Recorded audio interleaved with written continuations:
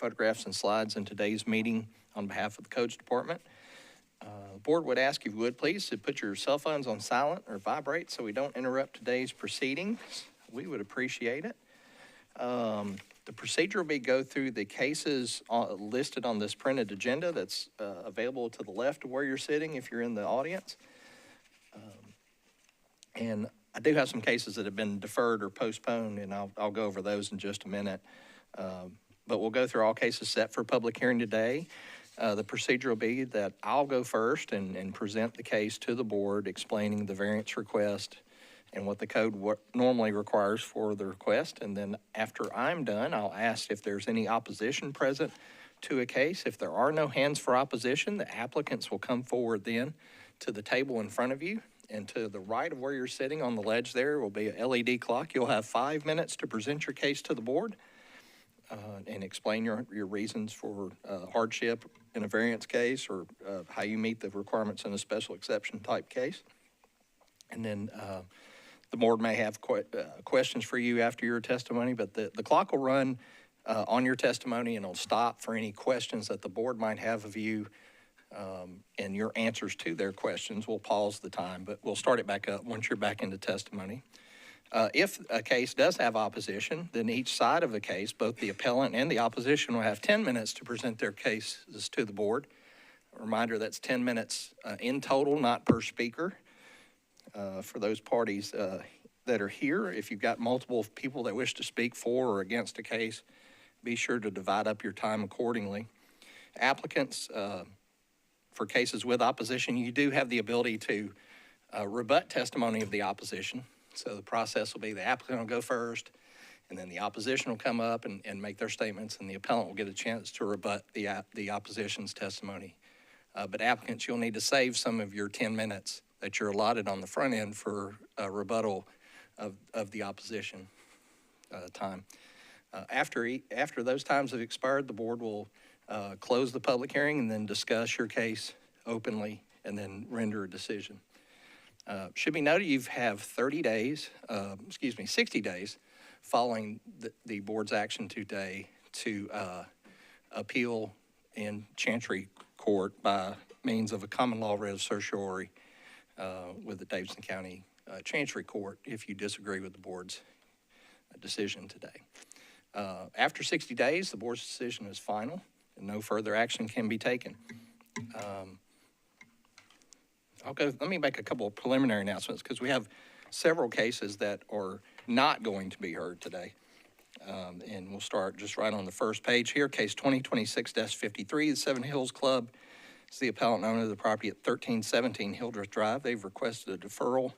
This case will be deferred until August the 20th, 2026. And that'll be in this room at 1 p.m. So case 53 on page 1 will not be heard today. The next case that will be postponed is on page 2, the top of page 2, 2026-73, Build Trust Homes at 2406 Mary Street. That case has been deferred to August 6, 2026. The August 6 meeting will be held at the Davidson County School Board building on Bransford Avenue. That will be in the school board's meeting room. Just a reminder for that meeting, if you're coming for August 6th, come early. That is a very small room, probably about half the size of this room. And it'll start at 1 p.m. on August the 6th. So case 73 will be heard on August 6th. That location at the school board will be the site of our August 6th meeting, which is our next meeting of this board. We lose this room during the election season to the election commission. They use this room for their purposes. And I believe, I'm trying to remember the actual date of our August primary. I think it's August 4th. Yeah, I think it's the Tuesday prior. So the election commission will be in this room. And let's see, coming down on the same page, at the bottom of page 2, case 2026-77, Mr. Jason McCoy is the appellant, McCoy Construction, 605 River Pearl Place. That case will be postponed until the meeting of August the 6th. Again, that meeting will be held at the Davidson County School Board at 1 p.m. is when that meeting will start. So case 77 is postponed until that meeting. Turning now to page 4 of our agenda.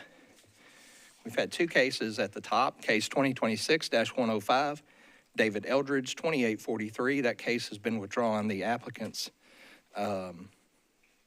request no longer needs an appeal in that instance. So if you're here for case 105, that case has been withdrawn very early in the process. So we believe all interested parties should be aware of that withdrawal. And then case 2026-106, Mr. Tyler Cauble on 2914 Dickerson Pike was requesting a variance in street setbacks for the pool barn storage shed. That has been withdrawn by code staff.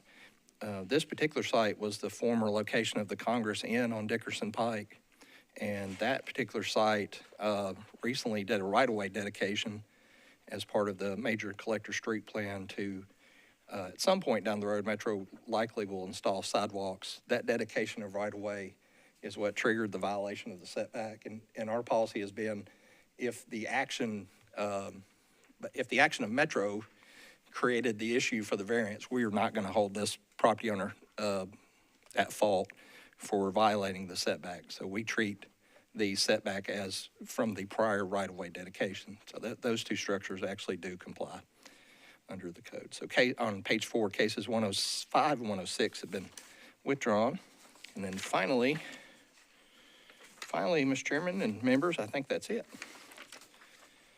So before we begin into our next section would be a consent agenda. The board does allow elected officials to address the board should they wish to. I do see 1 council member with us. Are there any other council members I did not recognize? Oh, I do have 2 council members there. How are you? Yeah, good to see you. The 2 Thomases are here. So if either gentleman, whoever would like to come first, just wish to speak on the request. Just a reminder, a little change maybe since both of you gentlemen have been at the board. The board's rules now, depending on your statements, used to we'd let you talk as long as you want to. That's changed a little bit. You're obviously allowed to speak prior to a public hearing. Whether you're for or against a case, we'll deduct time from the side accordingly. So if you're here in opposition, council member, if you spoke for 2 minutes, we'll deduct that from two minutes from the 10 minutes of folks that wish to speak. Same would be true if you were here in support of a case. We would good. Thank you. Do accordingly. So. Ready? It's on. You hear me okay? Okay, good. This is case 2026-074. I sent an email in opposition. There's been a fair amount of updates in terms of the setbacks on the side, and the only setback left is that they're requesting is the front, if Mr. Hargis, if that's correct. And so talking to a couple of our neighbors who are here, we feel comfortable that that extra 11 feet in front is appropriate, especially since the current house exists at that setback. So without any side or rear setback, we have a few concerns. So I'm withdrawing my opposition, and I think we have a couple constituents that want to make me a couple comments, but that's all I have. Thank you.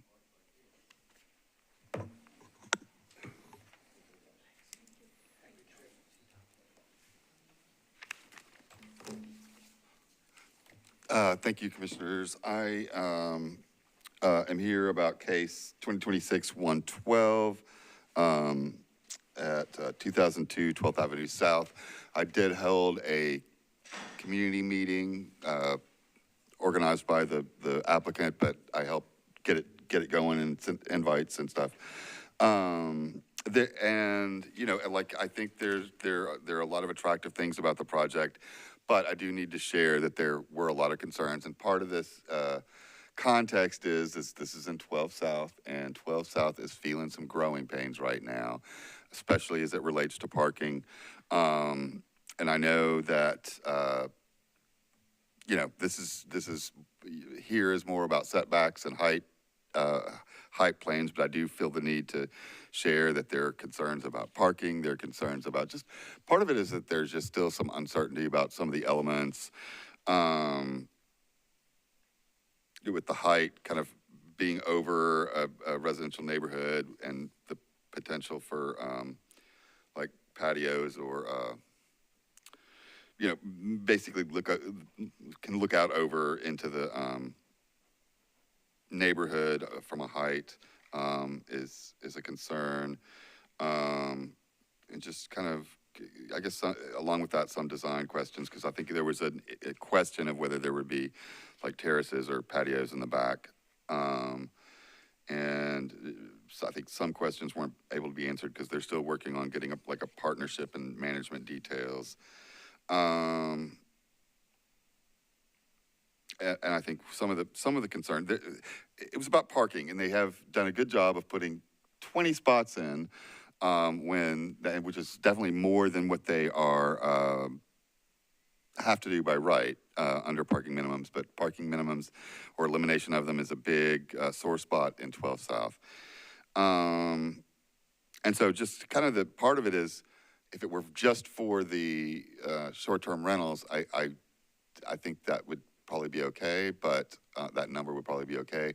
We're just not sure what the commercial is and what the impact of that is. Concerns about the alley, and I think I haven't been able to talk to NDOT yet, but I think hopefully there'll be a widening of the alley. But just that has caused some concerns. Next door is a firehouse, and I think there are concerns about alley in general, but also, conflicting with the fire engines. And there's concern about the short-term rental use, and the applicant's going to have to come to council for a resolution to have a variance for that because they're near a preschool, and I will definitely have a chance to engage on stuff then. So there are concerns, and I share them, and I just wanted to share them with you, and appreciate the time. Thanks.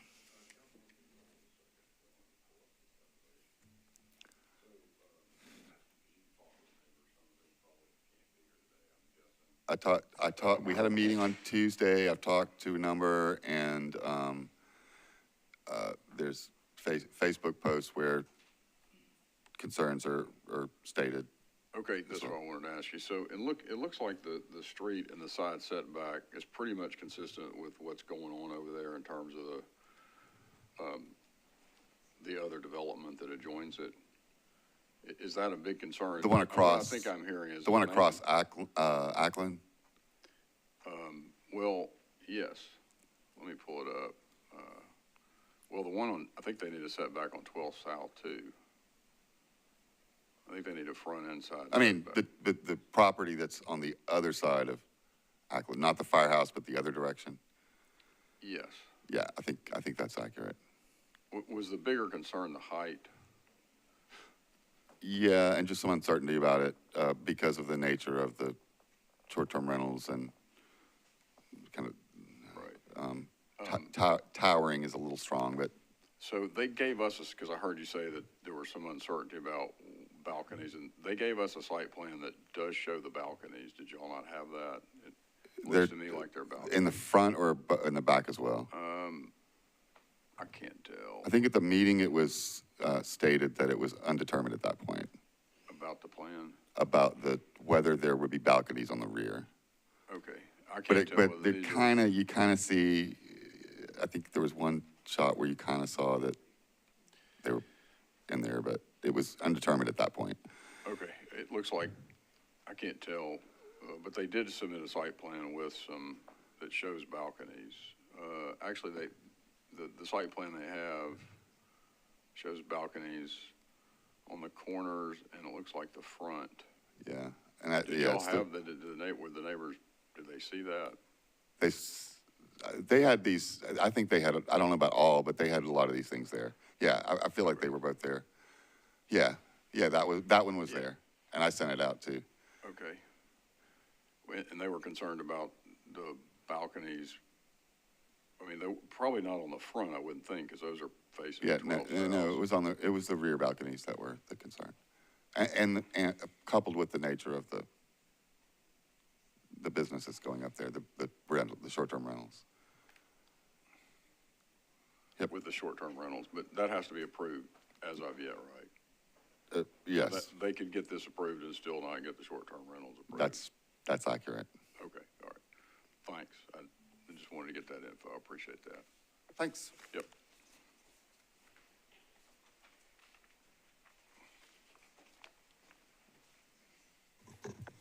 Thank you, council members, for coming and speaking to the board this afternoon. Okay.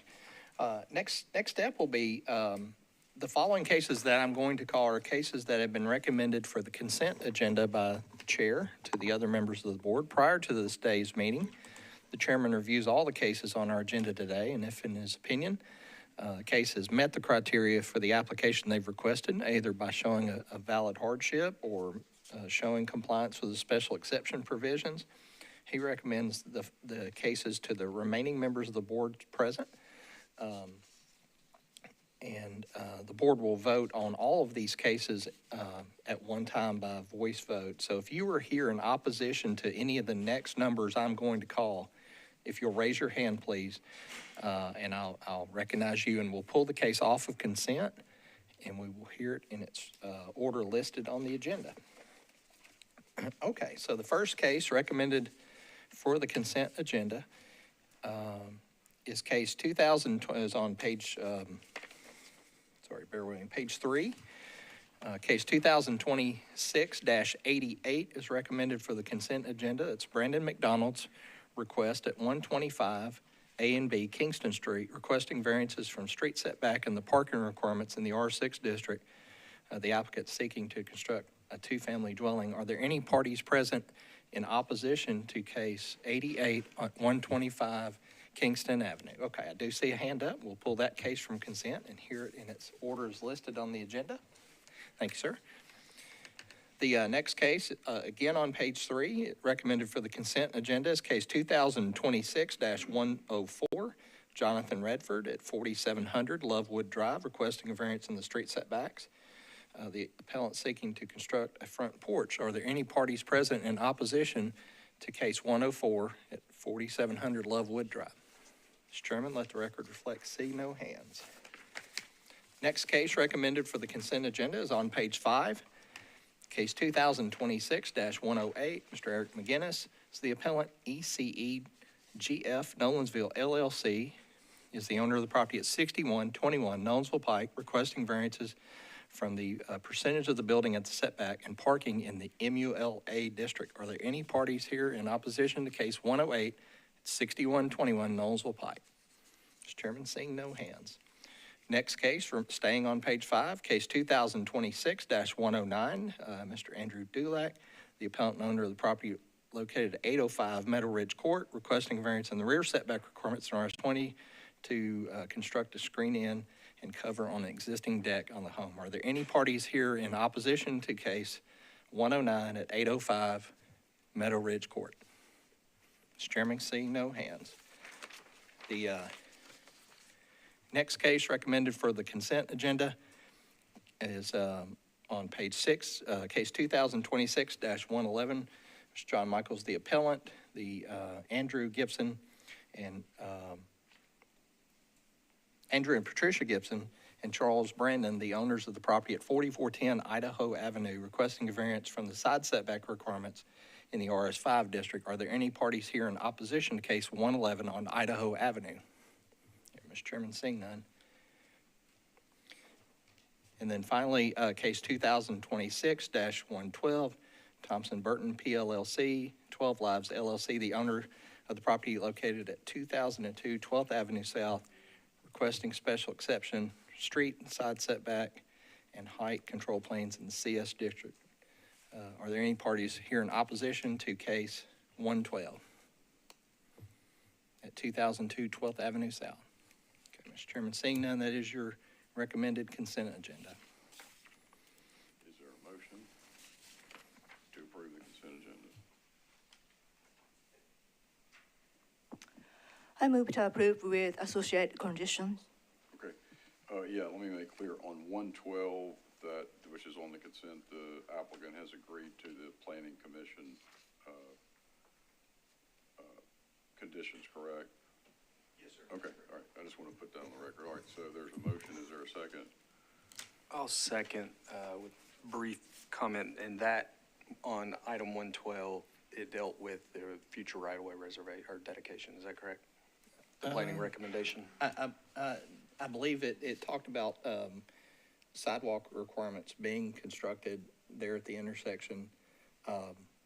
And it did, hang on, let me pull up the actual conditions so I can display them for you. There was an overall height limitation. Okay, so there's a motion and a second. All in favor? Any opposed? Okay, so those cases go on the consent agenda. Okay. All right, so if you are present for cases 104, 108, 109, 111, and 112, your cases have been approved. You are free to go. Our first case that we'll hear in public hearing today will be on page 2. One thing I meant to make an announcement. I failed to do this at the beginning. The board's rules and the zoning code require that 4 members of the 7-member board be present to constitute a quorum. So we do have a quorum today. We do have 4 members present. The code also requires that you have all 4 of these members' votes to approve your application. Failure to receive 4 affirmative votes, absent an outright motion of denial, your case will stay on our agenda for the next 30 days. We will have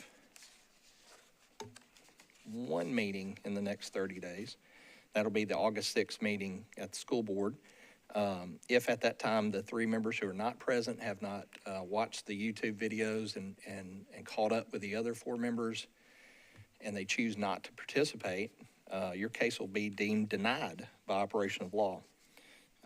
So just want to make sure you understand you need all 4 votes today in front of you to pass your request. If by chance the motion ties up on a vote of 2-2 or 3-1 in favor, your case will stay on our agenda until the August 6th meeting at the Metro School Board over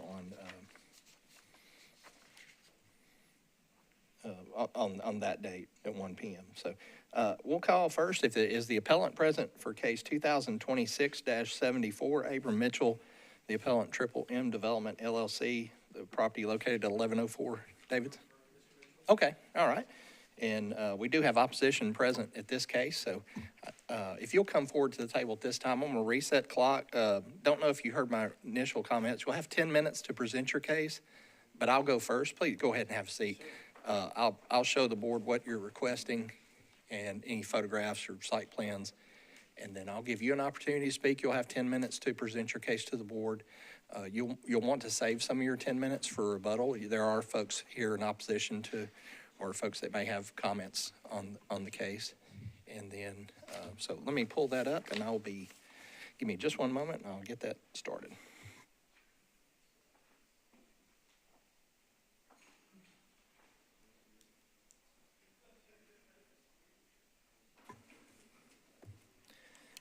Okay, again, this is case 2026-74. This is a variance request listed on page 2 of our agenda. The case was originally filed seeking variances from the rear and side setbacks. Members, I'm pleased to report the side setback has been withdrawn. They are compliant with the side setback requirements in this. Originally, this case, when filed, that side setback So the side setback is resolved. it is resolved.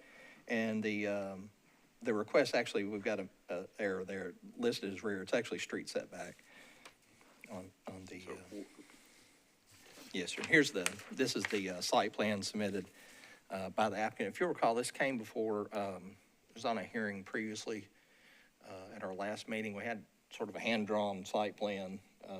This is the applicant. We postponed this request until today's meeting and told the appellants they needed to get us a scale-drawn site plan. They did do that. Listed, I'm zooming in now. With that clarity of site plan, show that the 2 side yards that are listed here show 15-foot minimum building setback lines. And you see the structures right on the setback line on the western side of the property. And then clears the 15-foot setback here. The setback requirement in this, let me slip ahead just for a moment, is the street setback, and it's the setback is the average of the 4 closest residences on the home that face the same street. In this particular instance, the subject lot is located here, where my cursor is moving. I don't know if you can't see that cursor. I can't, where's your here, Joey? I did not realize you don't see that. There we go. Yeah, so this is the subject property. This home is not considered in the context. It does face the same street. Given the shallowness of that depth, it skews the average of the setbacks homes. So the setback average of the average of these homes to the immediate west. Going back to our slide, that average comes out to be 152.8 feet as determined by the surveyor. The applicant's request, as you saw in this photograph, is the existing residence currently sits where it sits. The applicant is proposing to build back at the same setback line, which is 141 feet. And they've got that denoted as the existing house setback. So that's a difference of about About 12 11 feet. About 12 feet. 12 feet, okay. Yeah, just a little bit short of 12 feet. So the existing home sits at this line. I can't use the zoomer and the laser pointer together, but that purple line I've drawn through their site plan or their floor plan shows the average setback based on the context of the three homes west at 152.8 feet. So it's about 11 foot and 8 inches, or well, little more than 8 inches. Okay. This is a visit to the site that I visited, the subject properties out there on June 2nd. The current home is abandoned.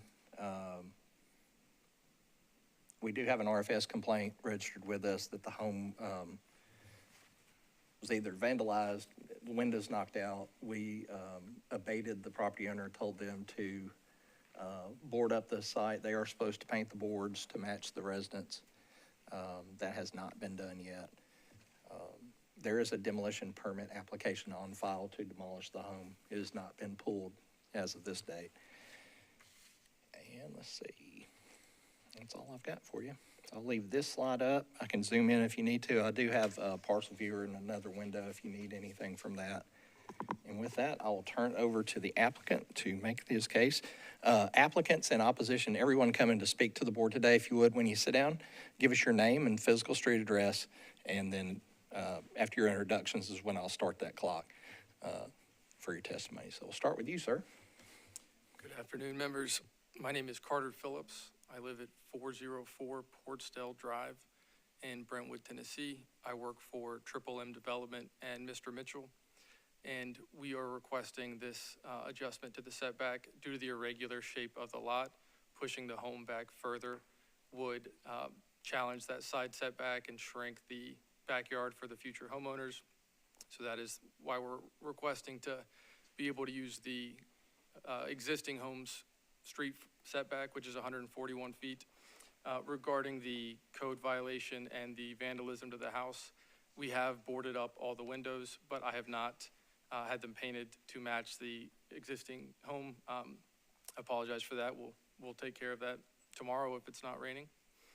That's the only comments that I have, but happy to answer anything else that I can. Thank you. Any questions? Okay, no questions, so you'll have, I have a brief question. oh, I'm sorry, Mr. Garrigan has a Yes, question. sir. I just wanted to know what's going on in the back right-hand corner of the structure on the outside there. Looks like there's a retaining wall and possibly some parking or something. On the, It'd be the northeast corner of the building. that's where the existing driveway right wraps there, around right- behind the house. right and there, yeah. There's a current small retaining wall that's built there. I don't have any other information about what that proposed. Okay, so that kind of, this shape is existing. Yes, Is that, okay. And is that to be retained, I'm assuming, or, that would be our intention. okay. That's all I have. Okay, thank you. You'll have time left on rebuttal if you'd like it. Yes, sir. I can give up the table now. If you can sit in the front row, that way if you Yeah, come if you back, would, will- please. If you'll roll out, if the parties present in opposition like to come forward.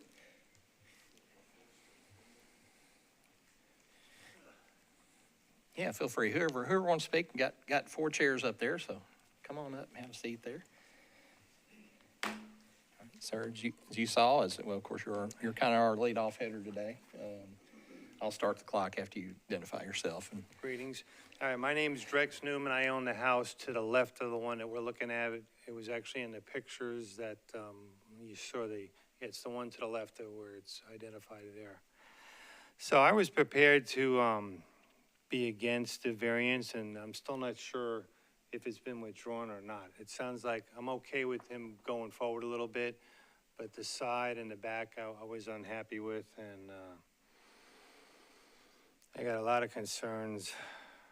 Well, the side and the back, as I understand it, those meet code, so I think we're just down to the front. All right, well, question I got real quick is, he wasn't sure about the, that wall. Has he even been out to the house? Yes, sir. All right, how many times? I don't know.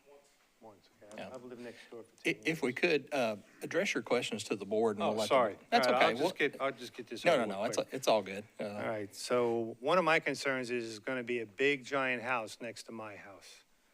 And he can go 2.5 stories up to 45 feet above the top level, but if he builds a giant crawl space, that house is going to be towering over my house. It's going to be privacy issues, blocking the sun. We're going to have rain runoff. I all know this from experience because I live now on Breslin. That's what happened. They put a tall, skinny next to me, and it was nothing but a nightmare. Just like this is starting out to be a nightmare. They bought the house, back in February and March. They've only mowed the yard once. Okay, it's overgrown, just like in that picture. The boards just went up yesterday, okay? And the picture window wasn't completed till this morning. So they're just being poor neighbors and delaying what needs to be done. I'm happy with them just being within codes. And I'm just worried it's gonna get worse. Anyway, I'm concerned about the crawl space being super high. This will be a towering house over mine, the water drainage. How many square feet is this house gonna be? Nobody knows. Is it written anywhere? It's not on, doesn't say, it just says single-family residence. The house on the corner on the right side is probably 6,000 feet. It's tripled in the size, along with the parking and future traffic, everything else. How many bedrooms are gonna be there? It seems like the builder is trying to stuff 10 pounds of stuff in a 5-pound bag. All right, I'd really like to see complete construction plans and specifics, because if you give them a go-ahead on this, there's no telling what's gonna happen. Because when you complain to Metro or codes, it just takes a long time. The neighbors turned them in about mowing the yard over a month and a half ago, and it still nothing's been done. It's just an eyesore. And as far as it being vandalized, I mean, the window was busted out in the front so they could tear out the kitchen. I'm surprised no homeless people have moved out there. And if anybody's familiar with the area, they still camp out up there by Costco's on the corner begging. So I also think it would be a good idea if we could see measurements. You know, these pictures that he showed everybody, it's just very vague. And my plans down the road is to give this house to my kids and not have them next to them, a big giant building size structure. And that's all I got. Does anybody have any questions for me? Anybody want to live next to this, want to trade houses? Just kidding. Do we All right, have nothing. do we have anybody else in opposition, or is that it? Okay. If you'll come up and give us your name, please, sir. Thank you. Thank you. Hey, thank you for letting me speak. My name is John Lyle. I live at 1105 Davidson Road and have since 2001. I'm the property directly across the street. So let me make one point clear in reference to several comments that have been made about the, quote, vandalism of the property. The property was not vandalized. The windows were broken out by the owners. The statement that they made was somehow to prevent squatters and taking control of the property. That's a nonsensical explanation. To further what Drex said, the windows were only boarded up yesterday, despite the complaint having been in place for weeks and weeks. The boards have not been painted in accordance with codes requirements. The yard has been mowed once, and again, only after a complaint was made to codes, has not been mowed again, and now is in violation of codes. It's over 12 inches tall. My concern is simply this. I don't have any objection to the setback requirement, but these owners have not been good neighbors. They haven't taken the neighborhood into consideration. And I haven't seen any indication that they will. So before you approve anything, I think you need to consider what these owners mean for this neighborhood and whether or not they can be trusted to do what they say they're going to do, because they haven't yet. And I have to live across from it. Trex lives next to it. I have to look at it every day. I have to look at a property where the windows were broken out deliberately and then left. I also would remind you that the original hearing was supposed to be in June, and the owner didn't even bother to show up. So I think you need to consider all those things and take into account what's best for the neighborhood. And I'll leave it at that. Thank you. Any questions? Happy to take them. Any questions? Yes, sir. I just wanted to confirm, so what we're tasked with is looking at the lot, determining if it's a substantial enough hardship to then contemplate the street setback. But what I believe I've heard from Councilman Cash as well as both neighbors is that the proximity, the requested street setback is not of a concern. Is that correct? That's correct. Thank you.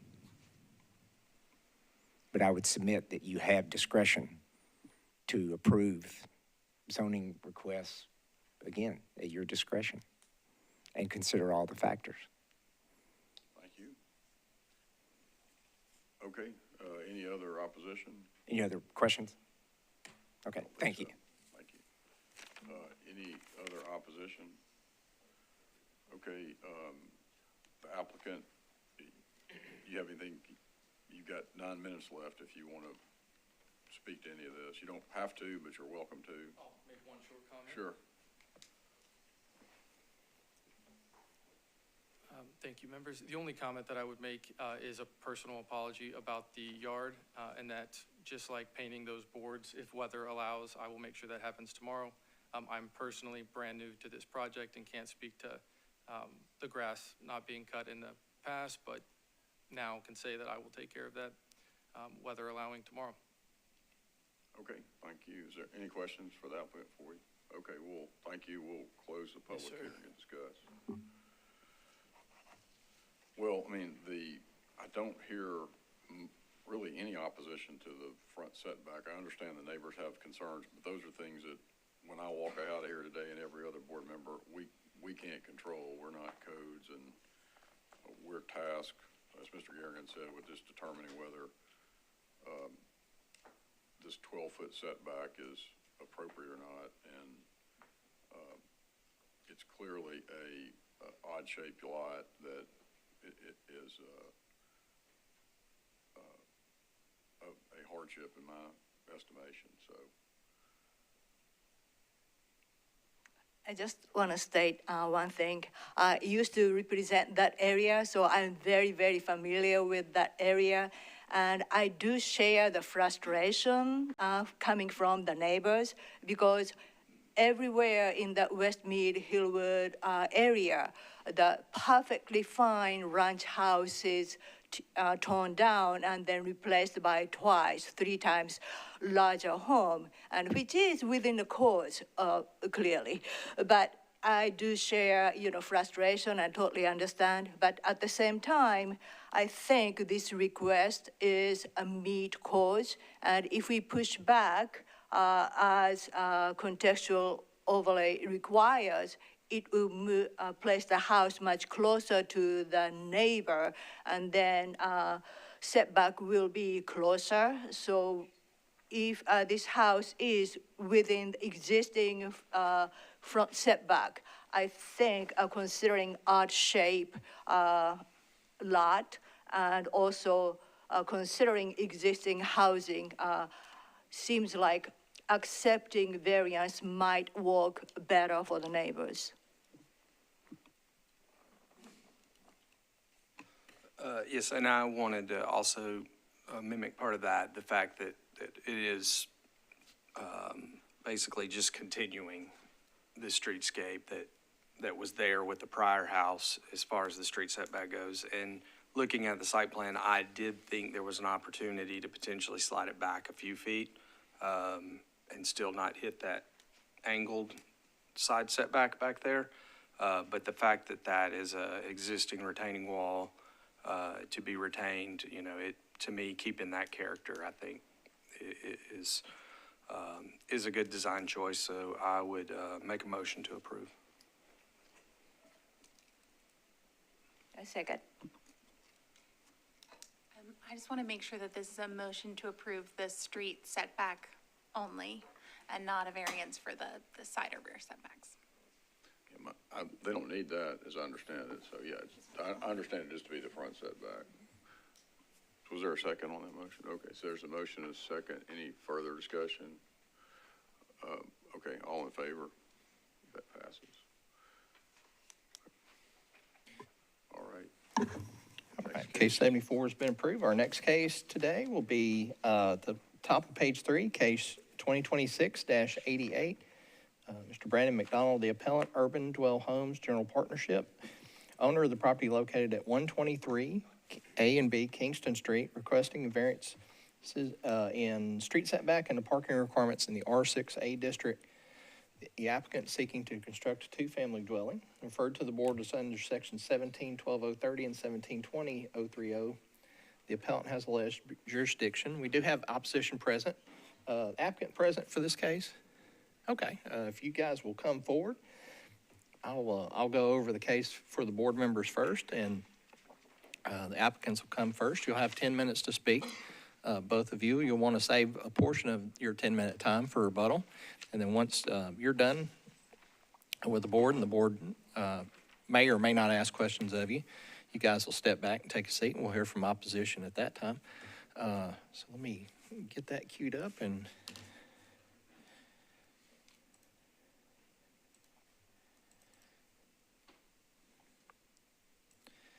okay, again, case 2026-88 at 125 Kingston Street. This is the site plan and elevation submitted by the applicants. The variances are twofold in this case, and I'll explain each. Let me zoom in first to the site plan.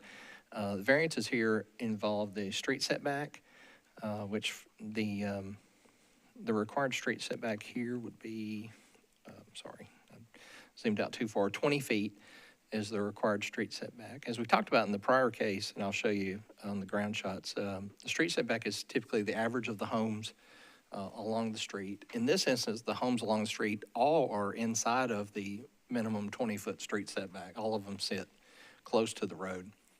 So in an instance where the average is less than what the zoning code table calls for, the table governs street setbacks. So, and that's the issue here is the zoning code table requires a 20-foot street setback, and they're providing, based on their drawings, 7 feet from the edge of the right-of-way. In the site plan you'll see here, there's only 7 feet of clearance from this line to the front of the home. Within that same 7 feet, fortunately, 1 and 2 family dwellings outside the UZO as this sits are required to provide 2 parking spots per residence unit here. As you saw in the elevations, there are no attached garages or anything, so that 7-foot area in the blue shading would be the only area that we can count for parking in the zoning code, because I can't count any areas in the city right-of-way for parking. So that 7-foot area is the only spot they've got for parking. Even on a 90-degree parking angle, the minimum width of a parking space is 8 feet. So for us, that's what's bringing about the variance required of 4 spaces and providing none on site. They do show in their drawings an area for parking pad. If this is something the applicant wishes to propose, you guys will have to get with NDOT to get this approved to park in the city right of way. I just can't, for zoning code purposes, count that. On their site plan, they show a couple areas which you'll see are 2 stormwater buffer areas, is a zone 1 50-foot buffer yard from the floodway and a 25-foot buffer yard, and you see those denoted on the drawing here. The 25-foot buffer and the 50-foot buffer, and then this would be the floodway area. So they listed the floodway and the stormwater regulations as the reason for their variance. This is looking at the subject site on my visit June 30th. As you see along the road, the homes that exist there currently to the south and to the north are sitting closer than 20 feet. All right, that is, I think, yeah, that's all the cases all of the photographs I have to show at this time. I'll turn it over to the gentleman sitting before you. Oops. And with that, gentlemen, after you identify yourselves and with names and addresses, I'll start the clock. Thank you. All right. Do I push? Okay, going, just making sure. Brandon McDonald, 3705 Jess Neal Road, Spring Hill, Tennessee, 37174. The rear stormwater buffer, we attempted to work a solution with stormwater initially where we ran parking around the outside and then had garages underneath, because actually that would suit the topography of the lot better. And they were uninterested in allowing us to leave either concrete or gravel in the Zone 2 buffer. So that eliminated that option. So then we pivoted and said, okay, we've got to front park everything. So we did our best to make the facade beautiful on the houses, but it doesn't really work for garages because of the drop on the lot, the topography drop. And then we applied for a permit, and then they said, I'm sorry, there's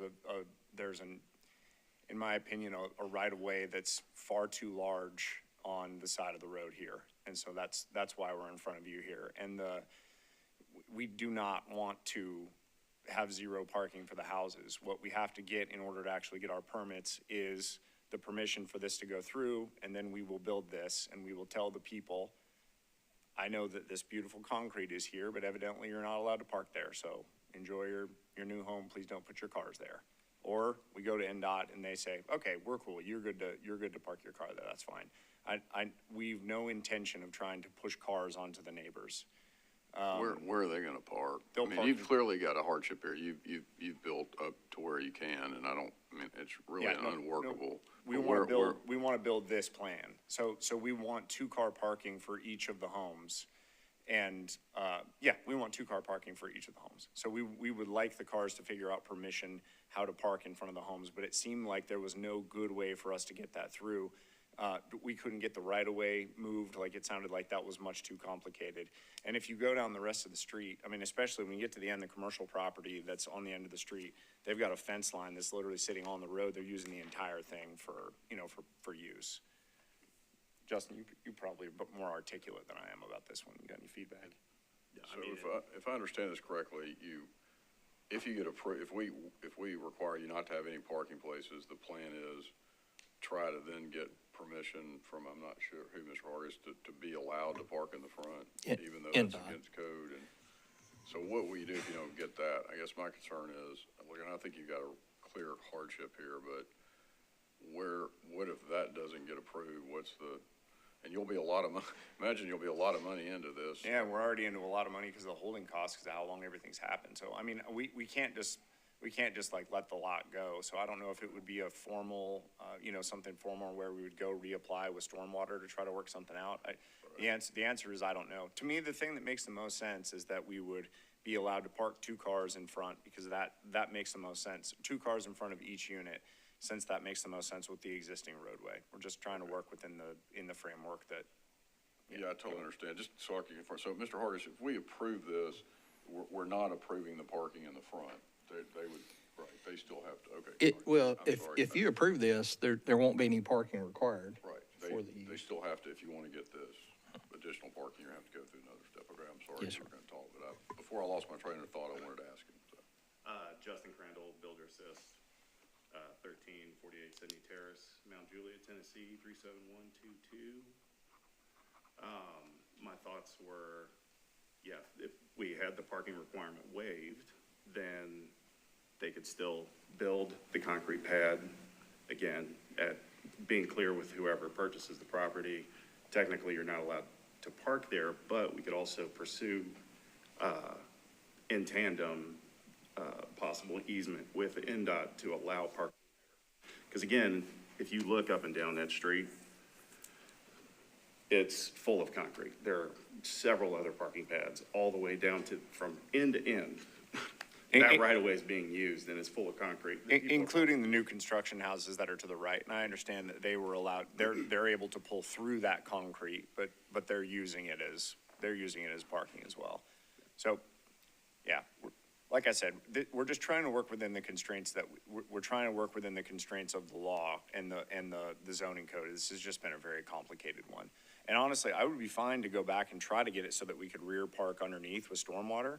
It just, they were unreceptive the first time we had the conversation. It's a zone 2 buffer. They're not gonna let it, they're wanting to let gravel in there.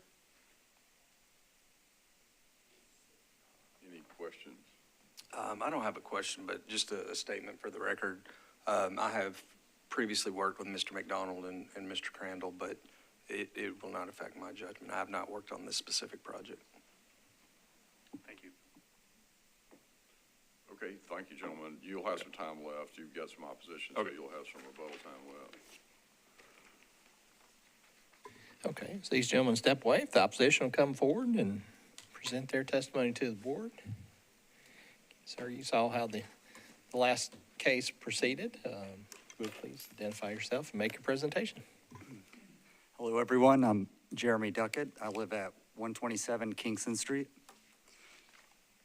I have several concerns.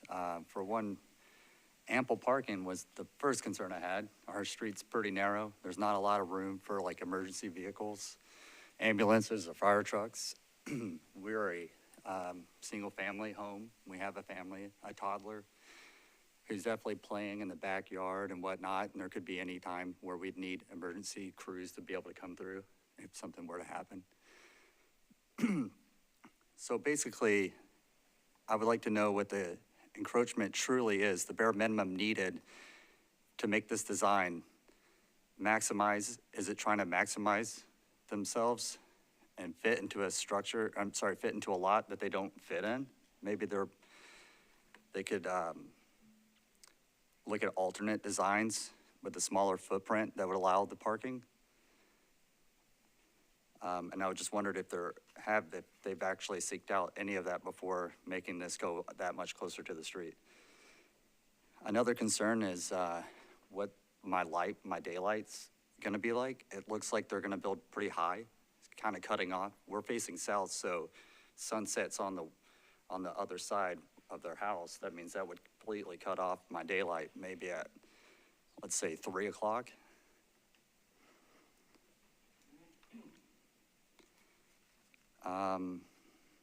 The other concern is what the utility lines are going to be able to handle. Are they going to need to update our utility lines in the neighborhood? That seems like it could be a big concern. And as far as,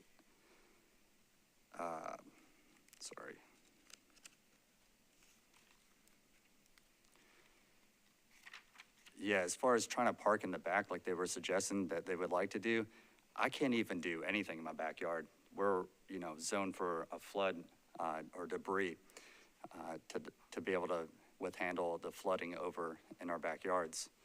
So it seems to me that'd be pretty wild to have parking in their backyard if it's not safe directly beside them and they're building, I think, within a few feet of my property line. I don't see how that would be safe for them at all. I don't think they're taking. We're not asking us for that. We're not approving parking in Good. the back. Okay. Well, that's good to know. I just see them putting it pretty close to the street. I think that kind of makes it dangerous for even us pulling our cars out, like not seeing cars coming down the road. All of the houses, I believe, on the street are on the same setback. No one's built closer, and we have, I think, roughly 12 new homes built in the last 8 years. And they all were in compliance with that setback. So I just don't see what they're trying to pull off. I think they're maybe have a design that's too big to fit in the lot.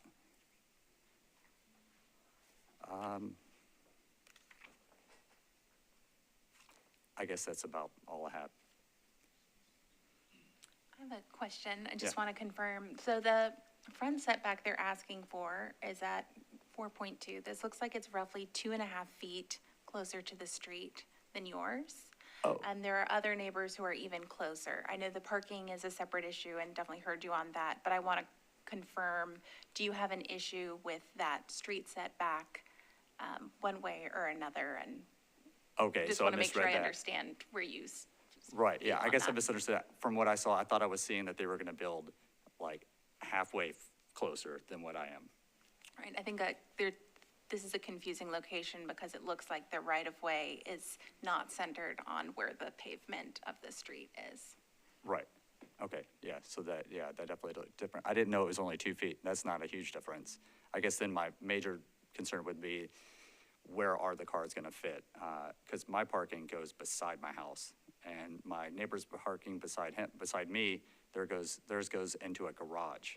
So there's like ample room between the street and the actual cars parked. Whereas this looks like they could barely fit a car before it's in the right of way? Is that what you all decided? Well, they're asking for us to approve it without their ability to park. With no parking. Means they're taking the risk of, There's no shoulder on these streets. It just drops off on that side. So I don't even know if a car could park in the street. I don't think that would even clear, and if they did, an ambulance or a fire truck probably would have a hard time getting through that.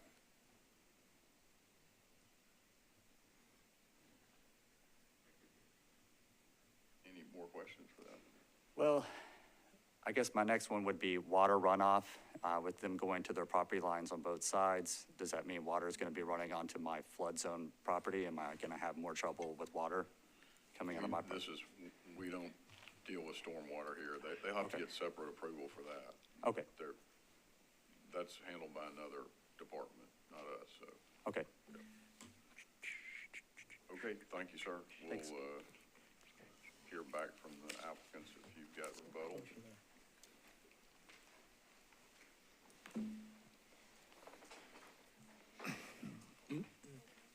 And so thinking about it, it's not an economically viable project to do it without parking. So if y'all were to grant the variance and then we weren't able to get what we needed from NDOT, then we would have to basically completely rework the project. And for what, we're trying to put respectful houses in there, 2 stories. It'll be relatively on grade. We're actually gonna have to build up the parking a little bit in the front. They're sub 2,000 square feet units. Like I said, we're trying to be respectful, and they're actually flat roof, so they're not extending up even further. In my opinion, if the right-of-way was a normal distance right-of-way from the road, we wouldn't be here. We would just have pulled our permits. We'd be dealing with stormwater, because I understand his concerns as well, and we will have to capture and treat stormwater the way we normally do, which is likely that most of that driveway will be, permeable pavers. And, we'll be good and respectful neighbors the way that we always are when we're building a project. So, yeah, thinking through it, if y'all will grant the variance, the next step for us is to go to NDOT and try to get permission to park in the right of way from them. If we can't do it, then we're gonna have to completely pivot and come up with a fully new design for the 3rd time.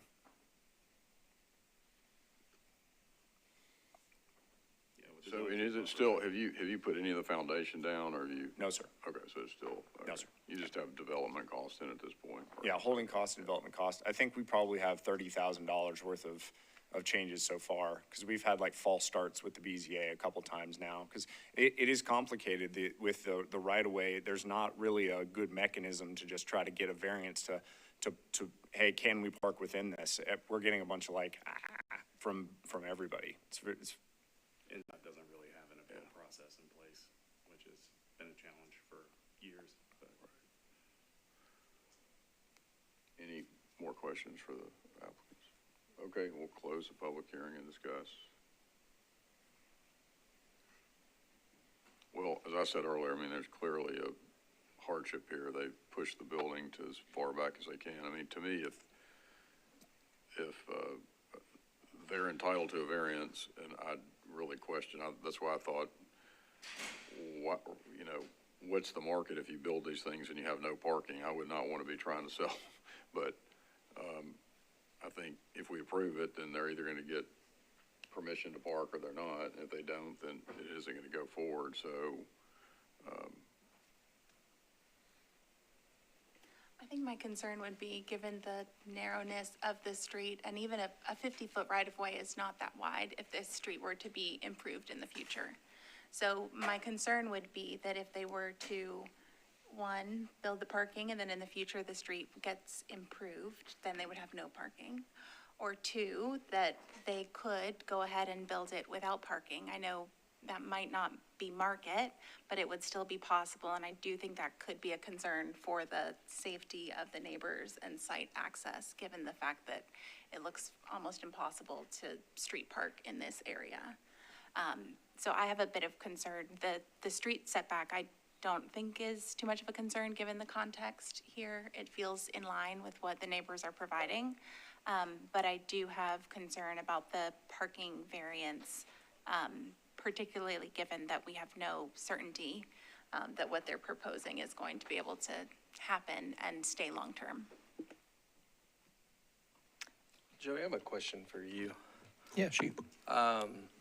Should the applicant obtain encroachment permit appeal from NDOT to park as shown on this plan? Yeah. Would codes then view that as parking for the site?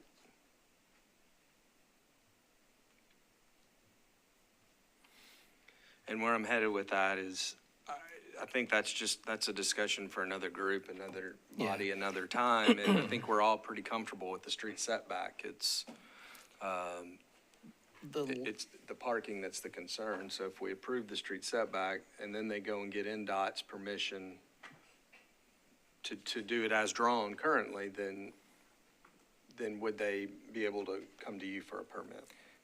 Yes, in that instance, the zoning code wouldn't let me count it because it's in the right of way, but if the rights holder, which is NDOT, gives them permission to encroach, the parking layout as drawn complies with the code. So they could fit two cars on the left. You come in and turn a 90 in there. The parking lot layout works for us, and they would satisfy the parking requirement then if NDOT allows that encroachment. Okay. And I think NDOT would hopefully look at it the way I'm looking at it, is that the pavement is totally skewed to the west.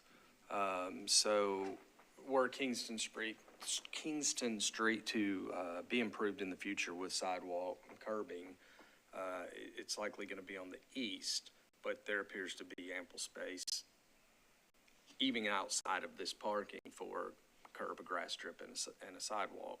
It's a local residential street, so we're not talking 8-foot sidewalks and huge grass strips. The alternative to that is if something larger on the west side of Kingston Street were to develop, they could dedicate the right-of-way and do the improvements on that side. But the fact that the concrete is not abutting the pavement tells me there's room to make those improvements in the future. The question is NDOT going to allow it? But I don't think that's for us to consider today. Yeah, Michelle, I understand what you're saying. I guess my thought is if the parking gets approved and we're okay, but in 10 years, they pull that parking. One, I imagine whoever's living there is going to put up a pretty good fight about that. But if they pull it, and there won't be people parking there. So in terms of safety, that doesn't concern me. I mean, you know, if that does happen, whoever owns it in 10 years from now might think, what's going on here? I bought this place and I had parking and now I don't. That's why I think if they give parking to these units, it's going to be hard to take it away. But, so I don't share that. That is a concern, I guess, for somebody, but the safety part, I mean, if in the future they say no parking, there's no parking. So, from a safety standpoint, it doesn't concern me that much. My concern is very similar because I think we are comfortable approving the front setback because average setback seem to be 7.2 with all these, adjacent neighbor. So front setback itself is okay, but we are not approving the parking or concrete pad for the parking. I just want to make it clear, and it's not for us. But even having said that, proposal is to build 2 units. And even though NDOT may or may not approve it, and what if, we're going to build the house and then maybe just pour the concrete, you know. Just kind of in the meantime, just pour the concrete, so all other neighbors doing it, and maybe we will do that. It could happen, so I'm kind of concerned approving this 2-unit as is. So that's my conundrum. It's like, what is the right way to do? Because if we approve, we are approving the plan without parking, because we are not, you know, authority to approve the parking. And is this the right thing for us to consider? Just, you know, approve the variance and then, well, you deal with it. That might be one way to do it, but I'm not really comfortable doing so. So that's, is my, you know, huge concern. I understand there's, you know, reason for the variance considering the lot and a flat plane and flat zone in the back, and I can see all of those. But if this plan, as approved, is the right way to do, or maybe applicant may has to think about, you know, other plan, like a plan C, plan 3, whatever the, you know, might, because variance has to be like a site-specific. Because even though variance, we are only considering a front setback, but we are approving future 2 units. So that's my concern. Well, Mr. Hargis, can we condition our variance on their plan is to go to NDOT to try to, can we condition a variance on their receiving approval from NDOT for parking? I guess they could go to NDOT first. I don't know, maybe they can, maybe they can't. Let me, y'all mind if I open up the public hearing again, ask? I think you hear the concern here. I don't know the process.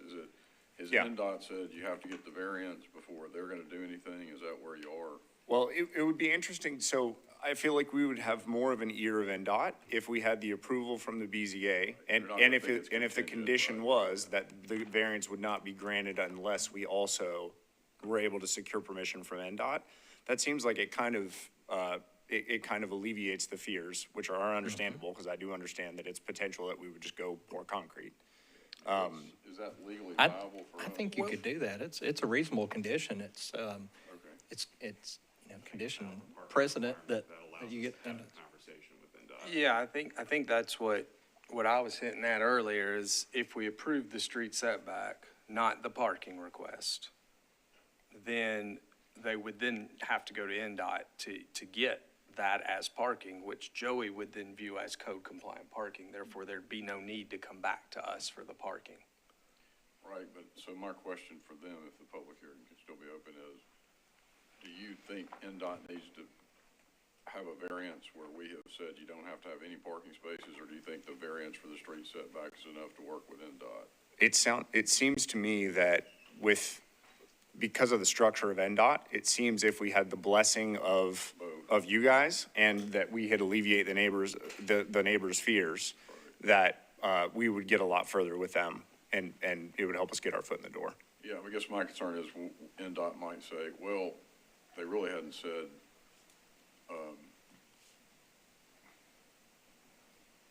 you can't have the parking yet. I mean, that would be my concern. So that's, my thought was if we allow it to go forward without the parking, then they can't say, well, go back and see if they'll give you the parking, I guess, if I'm saying it correctly. That makes sense, or might not make any sense. No, you are. Like I said, I think that us making it contingent upon us getting permission to put cars inside of the right of way from NDOT kind of solves all of the issues. So giving you a variance as to the parking and the setback is. Yeah, because it's basically that we came forward to the public. We had a public hearing and we got permission from everybody. And then I think it allows us to get in the door. And it doesn't seem like with NDOT we're trying to backdoor or be sneaky with anything. We got permission from everybody the way we should have. Okay. Well, I'll make a motion to see where it goes. I'll make a motion that we approve it, both the front setback variance and the parking variance, conditioned upon NDOT approving, yeah. With the mic. Yeah, sorry about that. Yeah, no, I'm sorry about that. So my motion is that we grant the variance both as to the front setback and the parking, conditioned upon NDOT giving permission for 2 parking spaces. I mean, before I make that motion, what are you going to ask NDOT for? Technically, I think it is 4 total parking spots because I think that the 7 feet that we have right now is 1 foot shy of a technical parking spot. So I think it has to be 2 for the A unit and 2 for the B unit. So the motion would be that we grant the variance if conditioned upon NDOT approving 2 parking spaces for each unit. Correct. Okay. So that's a motion. Did it make sense? Just a technical question. Okay. I understand your motion, but we are not approving the parking, but rather asking NDOT to approve. So its condition is applicant to work with the NDOT to get the permit from NDOT. If by any chance NDOT says no, Correct. In fact, if NDOT says no, the way I have made that motion, they don't even get the front setback. Both variances are dependent upon you getting, the applicant getting 2 parking places per unit. I think where I'm struggling is us making a condition for NDOT for what they should allow or not allow in their right-of-way. And my understanding is that if they were to get that variance, they would not need our approval in order to have the code-required parking. And so I understand the applicant's desire for us to help move that forward, but I also want to be very respectful of NDOT's control over their right-of-way. And so I think I would be more comfortable with approving the street setback, hoping that the applicant can work with NDOT to gain the code-required parking spaces. Yeah, can I echo just from Ms. Yoder's comments? I agree with you in that the setback, let the setback stand on its own, given what else is going on out there. Because like Mr. Garrigan said, if NDOT sends me something that says, hey, we're okay with this, then really the parking variance goes away, because I'm going to treat it as code compliant then. So that's just sort of. So are you saying if we approve the front setback, then? I would say you'd approve the front setback and you condition the parking variance upon NDOT approval. And then if they can't get NDOT's approval, then, Okay. you know, they're kind of. Well, so I'll amend my motion then that we approve, we grant the front setback request. We make the parking variance request conditioned upon NDOT approving the 2 parking places per unit. Is that, Yeah, Mr. Harris? I think that would cover. Yeah, Yeah, I'll strike my first one. It was not seconded, so this, yeah. I just want to make sure that I'm understanding correctly. So because I'm not sure that they would need a parking variance if they were to be successful with the NDOT negotiations. I would Correct. also just ask for one piece Yeah, of, right, yeah. one clarification on your motion. Given how you phrased it, it's kind of one packet at the moment. And I don't know if you want to break out the setback and the parking pieces, so in case the parking piece became an issue, the setback would Okay, still be let me in strike place. that attempt. Let me try again. So I think what you're looking for is just a motion, which I'll make, that we approve the front setback, but we do not approve the parking. And your point, Ms. Yoder, and I think Mr. Harris, is they go get permission from NDOT, then they're good there. So that squared away. Okay, so that's the motion. We just approve the variance for the front setback. We'll give it a shot. Okay. A proper Well, I motion. hope you do a better job than I did in trying to make that motion. I'll second. Okay, so there's a motion and a second. Any further discussion? All right, all in favor? Okay, so that passes. Good luck. Thank y'all. All right. Hey,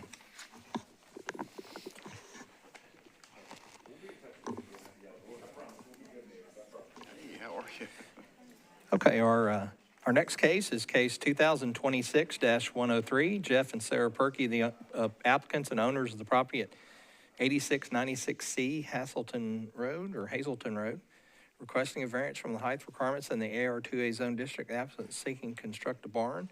Are the applicants present? Okay, we have an applicant present. Are there any parties here in opposition to case 103? Okay, seeing none. Just for the record, Ms. Carpenek has joined the meeting, so now we have 5 members present to hear this case. Mr. Perkey, if you'll come forward, I'll show the board. You've kind of seen the other things. The only difference is you'll have 5 minutes instead of 10 to present, since there's no one here in opposition. All right, members, let's see. Okay. I got these slides a little out of order. Okay, the subject property that Mr. Perkey owns is, it is really hard to see the property lines with the aerials, but I thought the aerial was important to see. To access Mr. Perkey's property, he owns this portion down to the street and then up this hillside. So the home sits up here on the home. The location of this barn will be located about where the purple circle is. So entering his property, they have a shared driveway with the neighbor to the east, and you take the right split to get to Mr. Perkey's property. So this barn that's going to be located in this field down along the street. The setbacks are fine. It's only a 40-foot setback from the road out there. But the issue is the height of the structure. Detached structures in the AR2A zone districts are permitted only a maximum height of 24 feet. The applicant's barn, and he has submitted floor plans. This is an open floor barn from front to back with a little loft area about midpoint.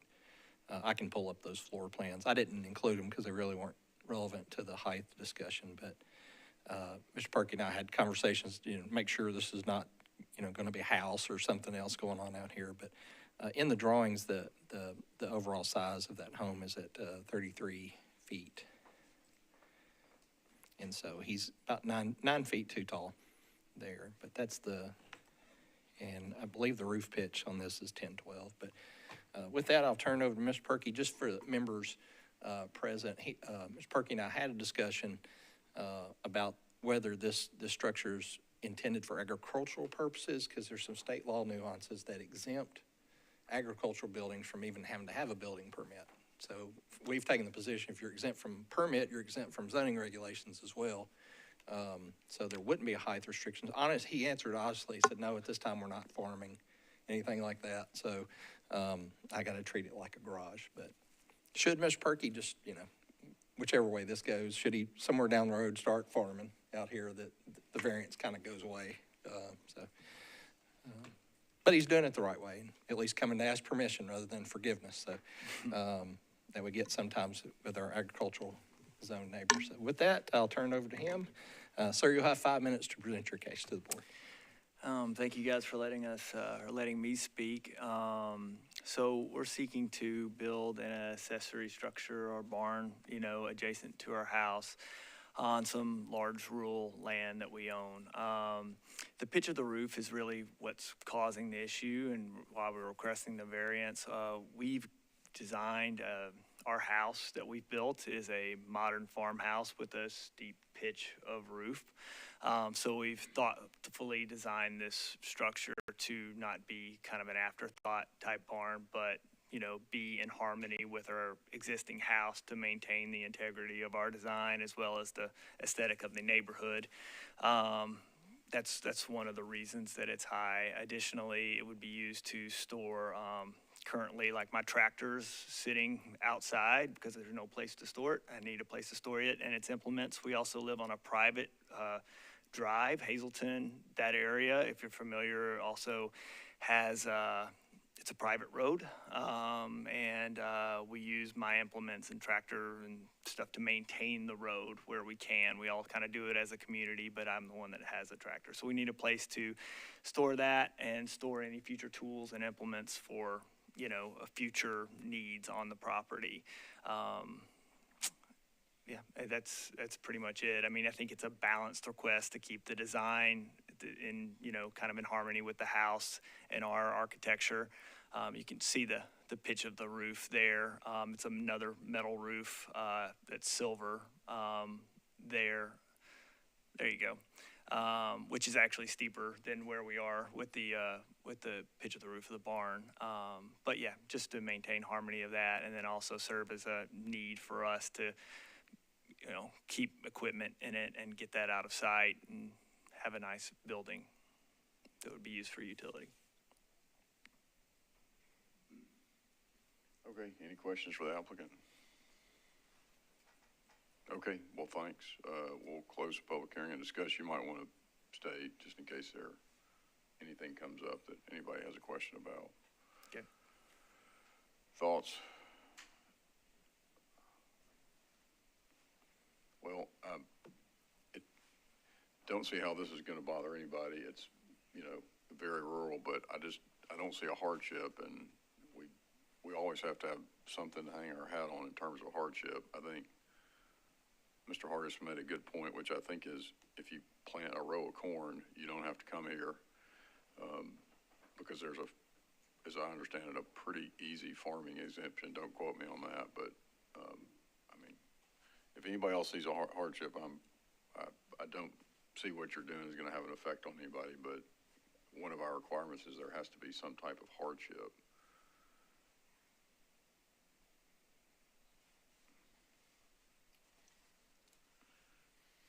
I guess one thing I would just kind of throw out there is, you know, that detached structure height limit, you know, I would believe the intent is to not have an overwhelming secondary structure to the primary on a piece of property, mostly on smaller properties. Whereas this is a large agricultural, and I'm assuming that you need the height. It looks like a two-story on the outside, but it's more of like a loft on the interior for the tract. I mean, you can't pull a tractor into a 9-foot ceiling room. So to get to your eaves, you need that taller height for the storage, and then it's just a thought of, well, is the steeper pitch to stay consistent with the community and the area in your home, or would a flatter pitch? Yeah. So can I respond to Yes, that? I mean, so we do need the higher sidewalls for the tractor and things like that, and to accommodate the loft, obviously that adds to the height. So if we were to keep the pitch and take down the sidewalls, that could impact the tractor and storing future implements and equipment in there. And then also, if we were to lower the pitch of the roof, it wouldn't be in harmony with the property and the estate.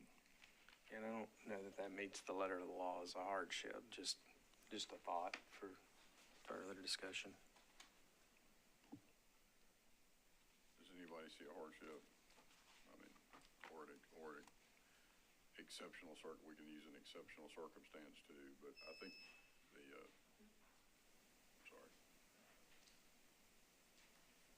I'm having a hard time seeing, I mean, it's a great design, beautiful, and I agree it's a rural area.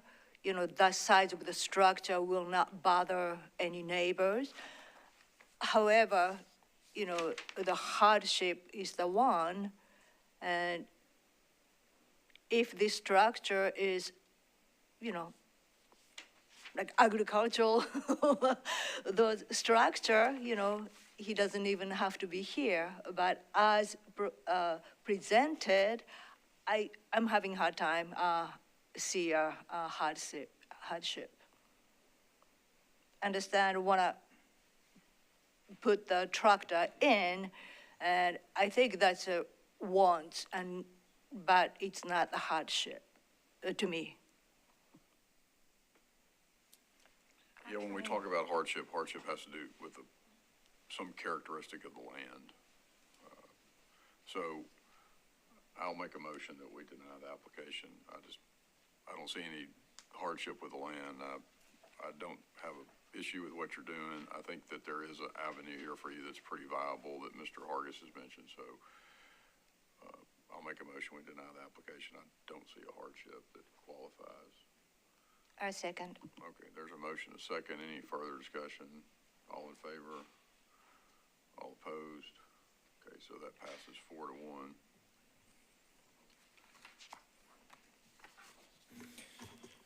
All right, case 103. Our next case,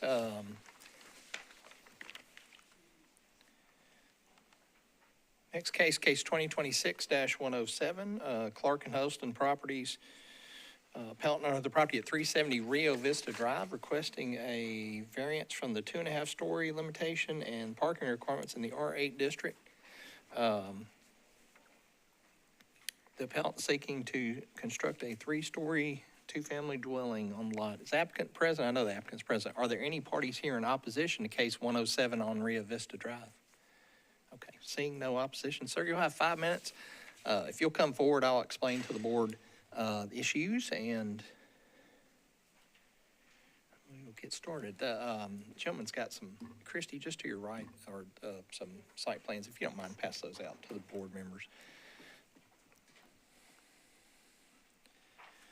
Just for preliminary purposes, we originally had this, we had this case scheduled in June originally.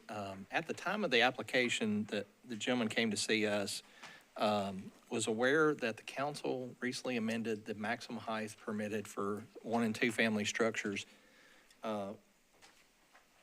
In where he is located was just a flat 3-story restriction in the zoning code. It did not have a numerical height cap to it. It's just 3 stories. The council went in their recent changes in the first part of this year and amended the code countywide to restrict the height to 2.5 stories and 35 feet was the maximum height. So this gentleman approached us wanting to appeal to be allowed to build the 3rd story. I could not apply that rule because he had not applied for a permit prior to the bill's passage, which is the trigger, the tipping point. The state law requires me to judge an application on the law at the time the application's filed. Not if there's a situation where laws are, in transit or in process that the council's changing. But since the council had already approved and the mayor had signed, I have to judge the application at the time he filed. Upon that, we actually had a call from a gentleman submitted for a building permit a couple doors down. On a side note, this is how the parking variance came to be about, and discovered on his issued permits that our zoning examiner missed the parking requirement. So the layout that you saw in the prior case was very similar to this other, not this gentleman, but another contractor's application. And so there was space to put all the parking all out of the right of way. So for us, in his particular situation, we were able to work that out. That permit's going to go ahead and build. It was built, or the permit was issued in his case, I think, after the change of this regulation. So he's stuck with 2.5 stories too, but the parking. So what the applicants passed out to you, and we had to add a parking variance to his plan. If you'll look at the applicant's survey from Jason Garrett at Clint Elliott Survey. So he's got a parking area out there of 10 feet. Now, unlike the prior case, there's actually, he's going to be able to fit, you have a 1-car garage? Yes, sir. So a little bit of alteration. I think this gentleman's parking variance is going to go away, is where, long story short, where I'm getting to. He's going to have to widen the driveway a little bit, like you saw the 90-degree turn on our prior case. I think with that change to his site plan, he can comply because he has 10 foot of setback off Rio Vista. And the 10 foot come about because this board in 2021, I believe, approved 10-foot setbacks on all these lots down Rio Vista Drive. So that's why he's closer to the road than the 20 we talked about in the prior case. So in this, we've had a discussion prior to this meeting. He's gonna change his site plan. That was a long way to get to say, basically, the parking variance is gonna go away. So don't consider the parking variance today. All right.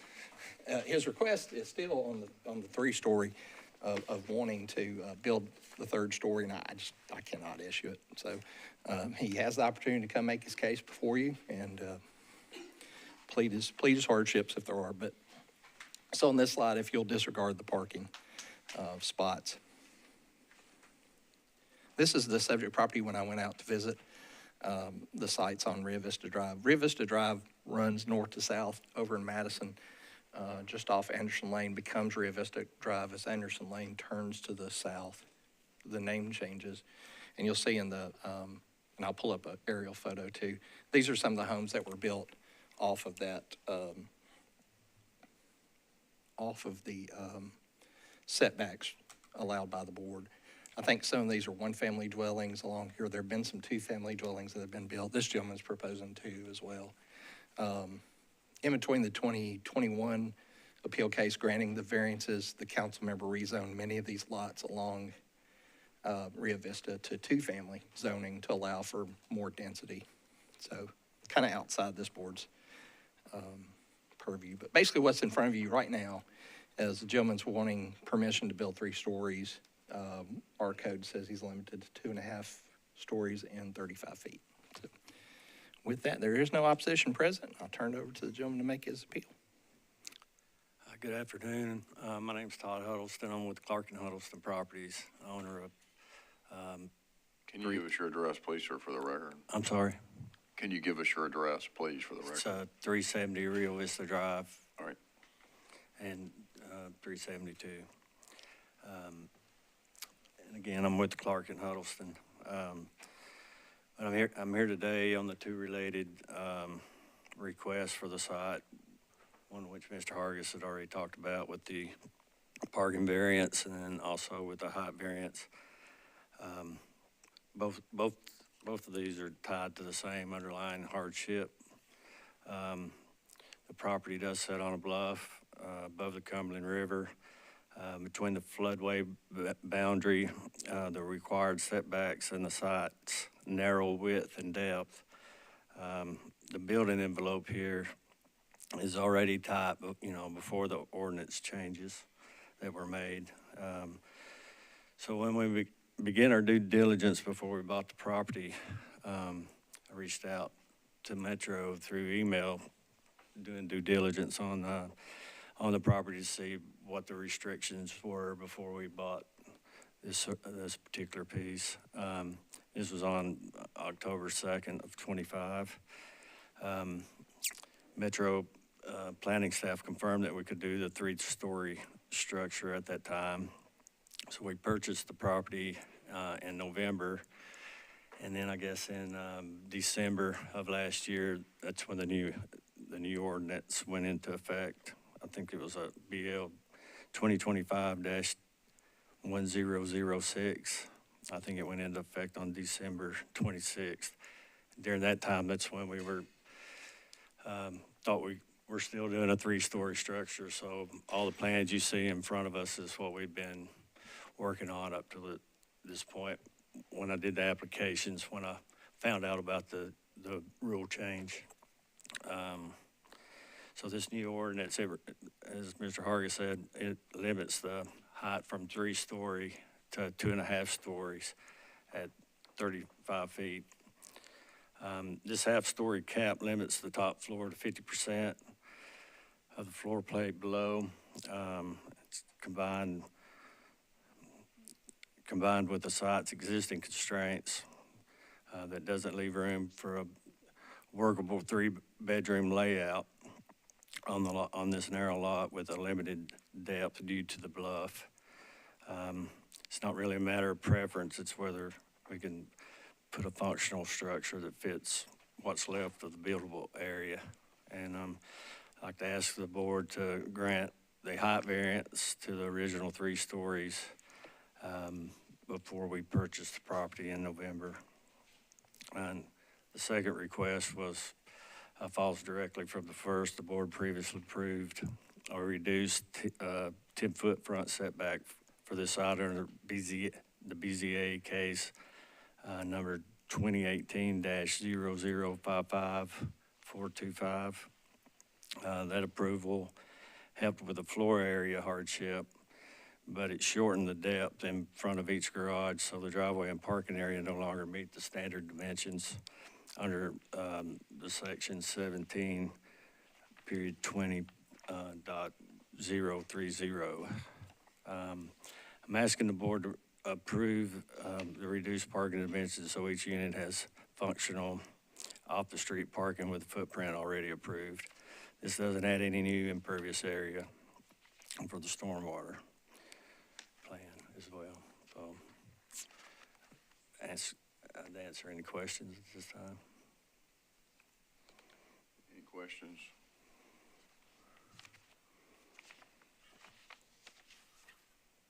So looking at your site plan, you mentioned the buildable area of the lot being, I think, one reason you wanted the extra half story. But I'm looking at what you plan at HPR, is that correct? Correct. And don't you have some room to go back? Well, with the FEMA, the flood zone, the boundary there, I think, after talking with Stormwater, there's a 75-foot buffer zone. Is that in any of these drawings you've given us? I don't think that's on there. No. And I know that from the FEMA flood line to our foundation is 79.1 feet. If you see that on there, so I have 4 feet maybe in the back. 4 additional feet you could go back, that's about it, Yes, because of the FEMA. the buffer flood zone. money. You got the FEMA flood line, and then off the flood line, that's a 75-foot buffer zone. That's not supposed to be built in. Okay, all right, any other questions for the applicant? Okay, we'll close the public hearing and discuss. If you'll stay right there, that way we might need to open it back up to ask you some questions.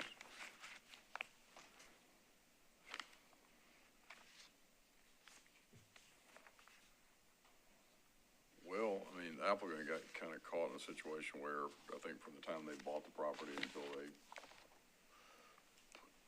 applied for the building permit, the law changed. I mean, I don't see a topographic condition in terms of the height, you know, it being a low lot so that if you go up higher, but, you know, if there's a floodplain there and you can only go back 4 more feet, then to me, that's, you can't do a lot more building with 4 feet, I don't think. It looks to me like that might be a hardship. I also think it looks like the other development is, a lot of it was done under the 3-story. I don't know that, so we wouldn't be allowing something above. Can you put Joey, the street plan back up that way? Sure. Yeah, give me 1 second here. Let's see.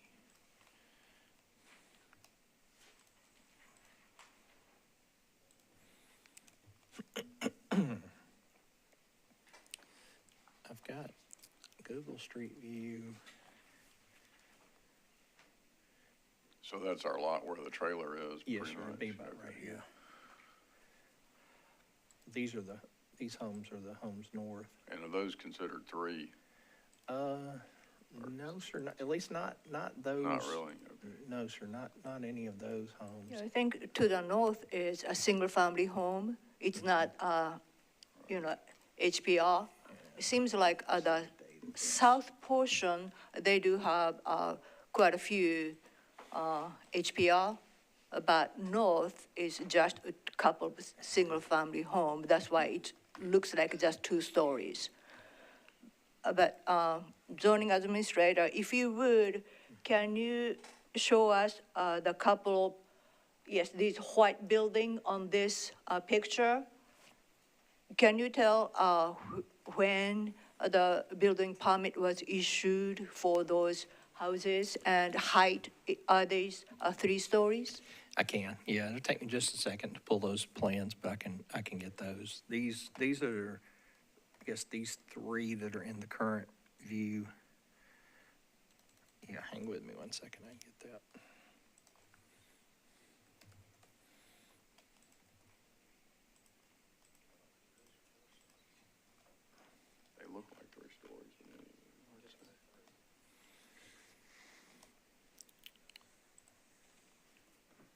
Those ones, those The are first three of stories. those to the, in this photograph, the one at the top of the screen,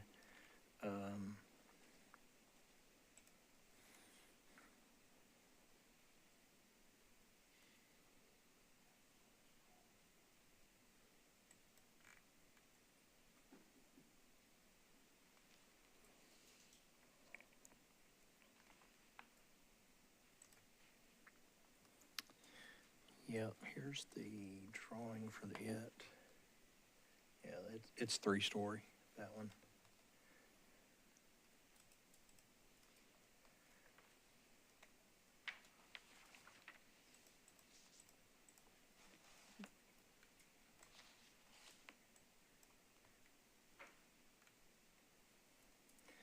Yeah, this is that's that first one right.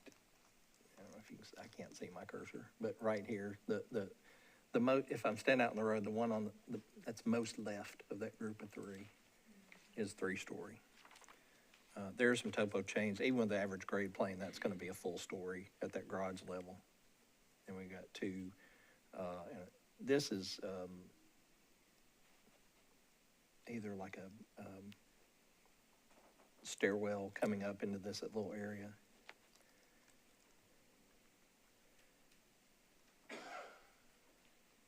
Could you tell when the permit were issued for Yes. those plans? These permits were issued on, hang on. These permits were applied for in October of 2024 and issued just before the new year, just after the first of the year, January of 2025.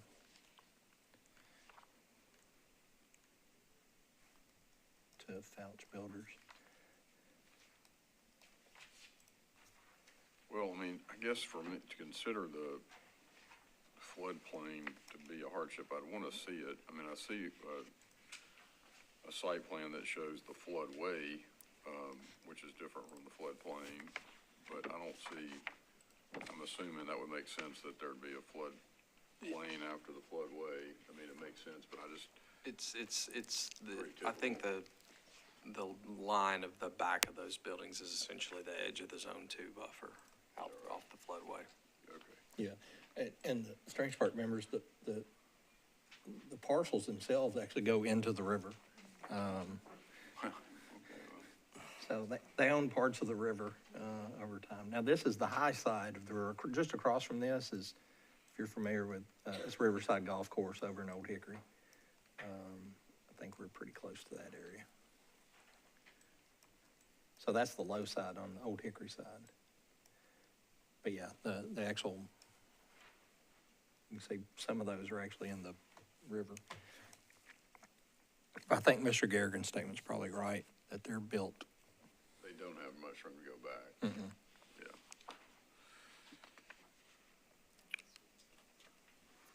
I think my question is more the hardship that's related to building height. And I think particularly given that BZA was already given for the street setback so that this could be built closer to the street. I'm struggling with what the legal justification for the height. Particularly, I understand the context, but the closest homes are all in the same footprint and are at 2.5 stories. And I think especially with the adjacent lots not being constructed yet, that's a challenge. And I know this is always really hard when zoning regulation changes and it creates all sorts of frustrations, but want to make sure that we're really sticking to what the legal precedent is here. The other homes that you're talking about north of that, those are, well, in my case, we're trying to do a duplex. So you got 2 units, each unit 20 foot wide, 37 foot deep. Those other properties are single family homes. They're not duplexes. So, we're limited on our square footage that we can do. So that's why we were, and on the 3rd floor, if you see the plans, it's, I have 2 bedrooms on that floor. I'm gonna lose one of those. if I, can, you know, if we could only do 50% of that floor.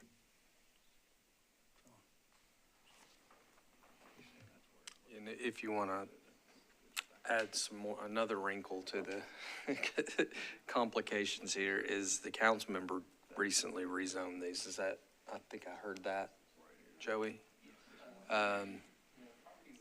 To permit the two-family. They did. Right. Ms. Yoder kind of explained our issue. I understand, I mean, it's just a line hard line that's drawn. You've got to have your permit in hand before the law changes, or an application filed with us before law, I guess I should say, forget permit in hand. You got to have your application filed with the codes department before the law changes. And that's the issue with us, is he just doesn't. And I couldn't connect those dots for them. Even down the street, the ones we were looking at, that group of, I guess, 8, even the 2 families in between him and them are all going to be stuck at 2.5 stories. Because they don't, unless there's some building application line out here that was applied for before the law changed. Am I seeing this right, that those sets of 3 two-families are further back than 10 feet? Yes, they are. Okay.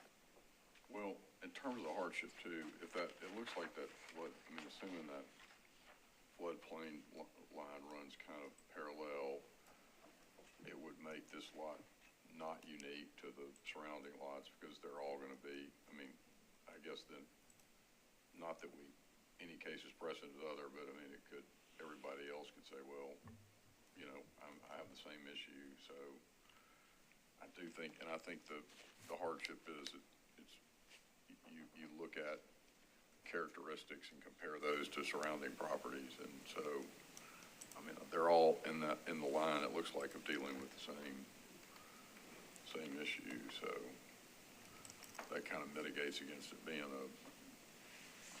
a recognizable hardship. But If you, I think you guys have the variance. We've closed a public hearing, so yeah. That particular lot that we're trying to build on, it's not as deep as the ones down at the bottom of the screen, on your screen. I think there's a little more depth there. You can see the FEMA flood line on that variance. It's the dotted line, and then the straight line up closer to the back of the building. That's kind of the bluff line. And I think I circled. Well, thoughts, I mean, it's,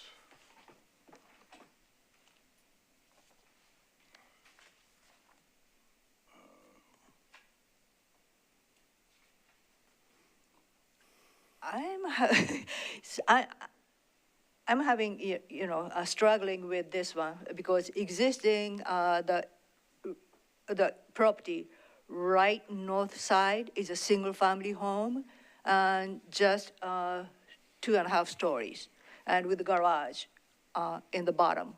And then next one is trying to,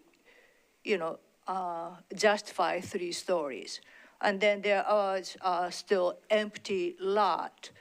I think they have not got the permit yet.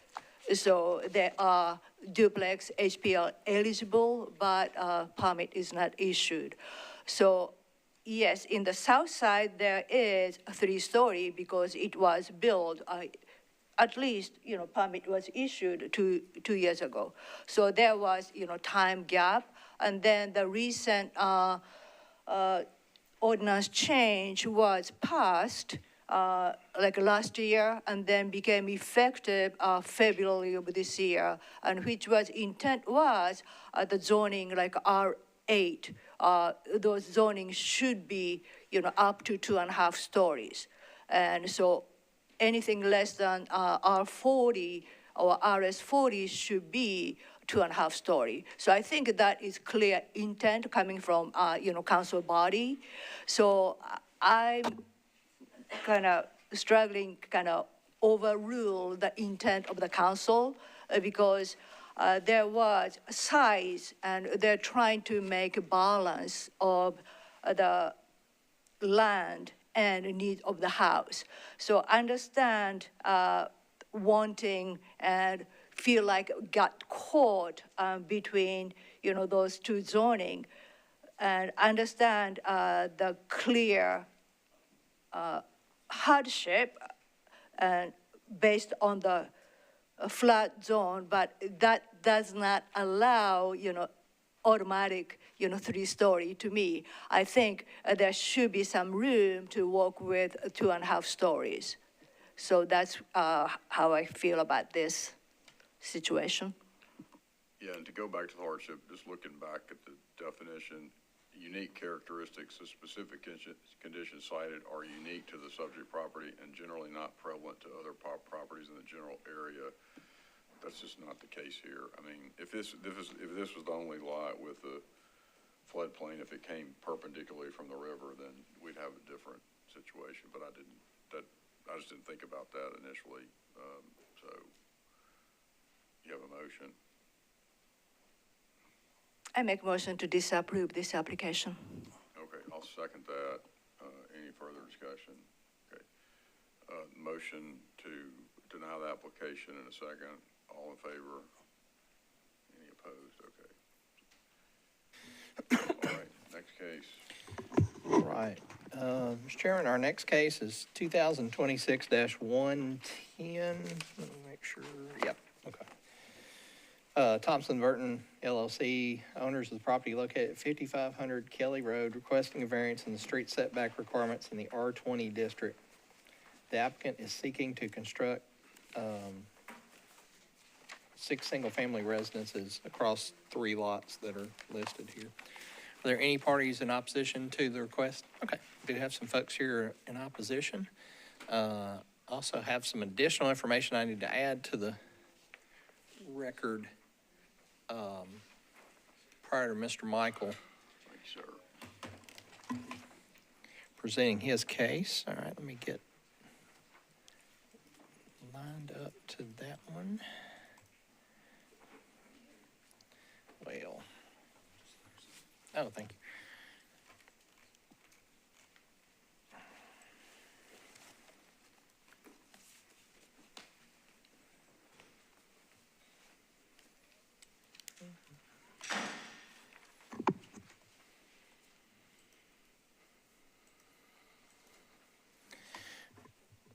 Well, Mr. Chairman, I'm gonna have to wing this one. Case 110, I don't have a slide for. Let me explain why.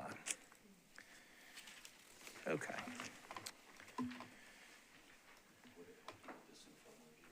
Oh, that would, yes, thank you. I appreciate that. I can put this together, but, okay. So I originally had this out of my PowerPoint for today because the variance request is along Franklin Pike Circle, and the contextual setback is the average of the home. Let me pull up the parcel viewer for you.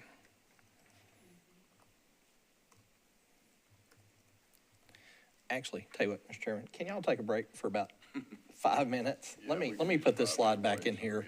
I probably got it in an older version, and take a restroom break. We'll come back in 5 minutes. Board will be adjourned. Thanks.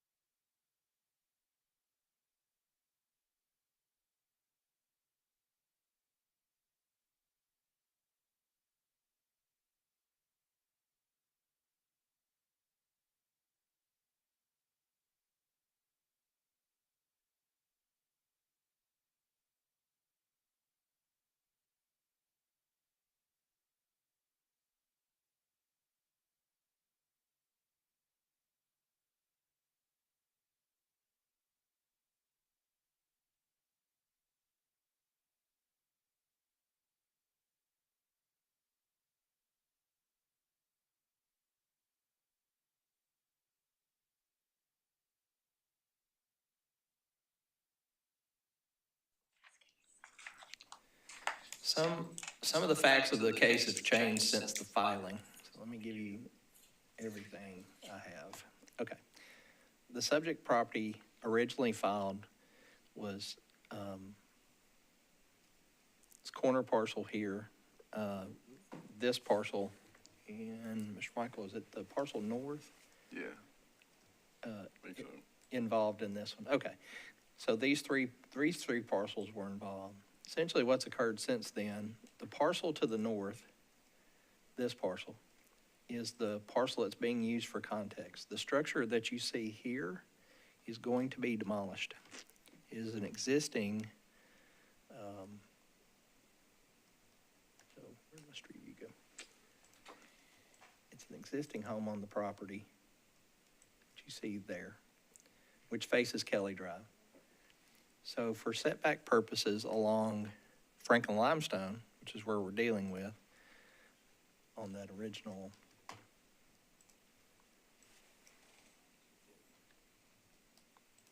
let me go back to my PowerPoint real quick. Okay.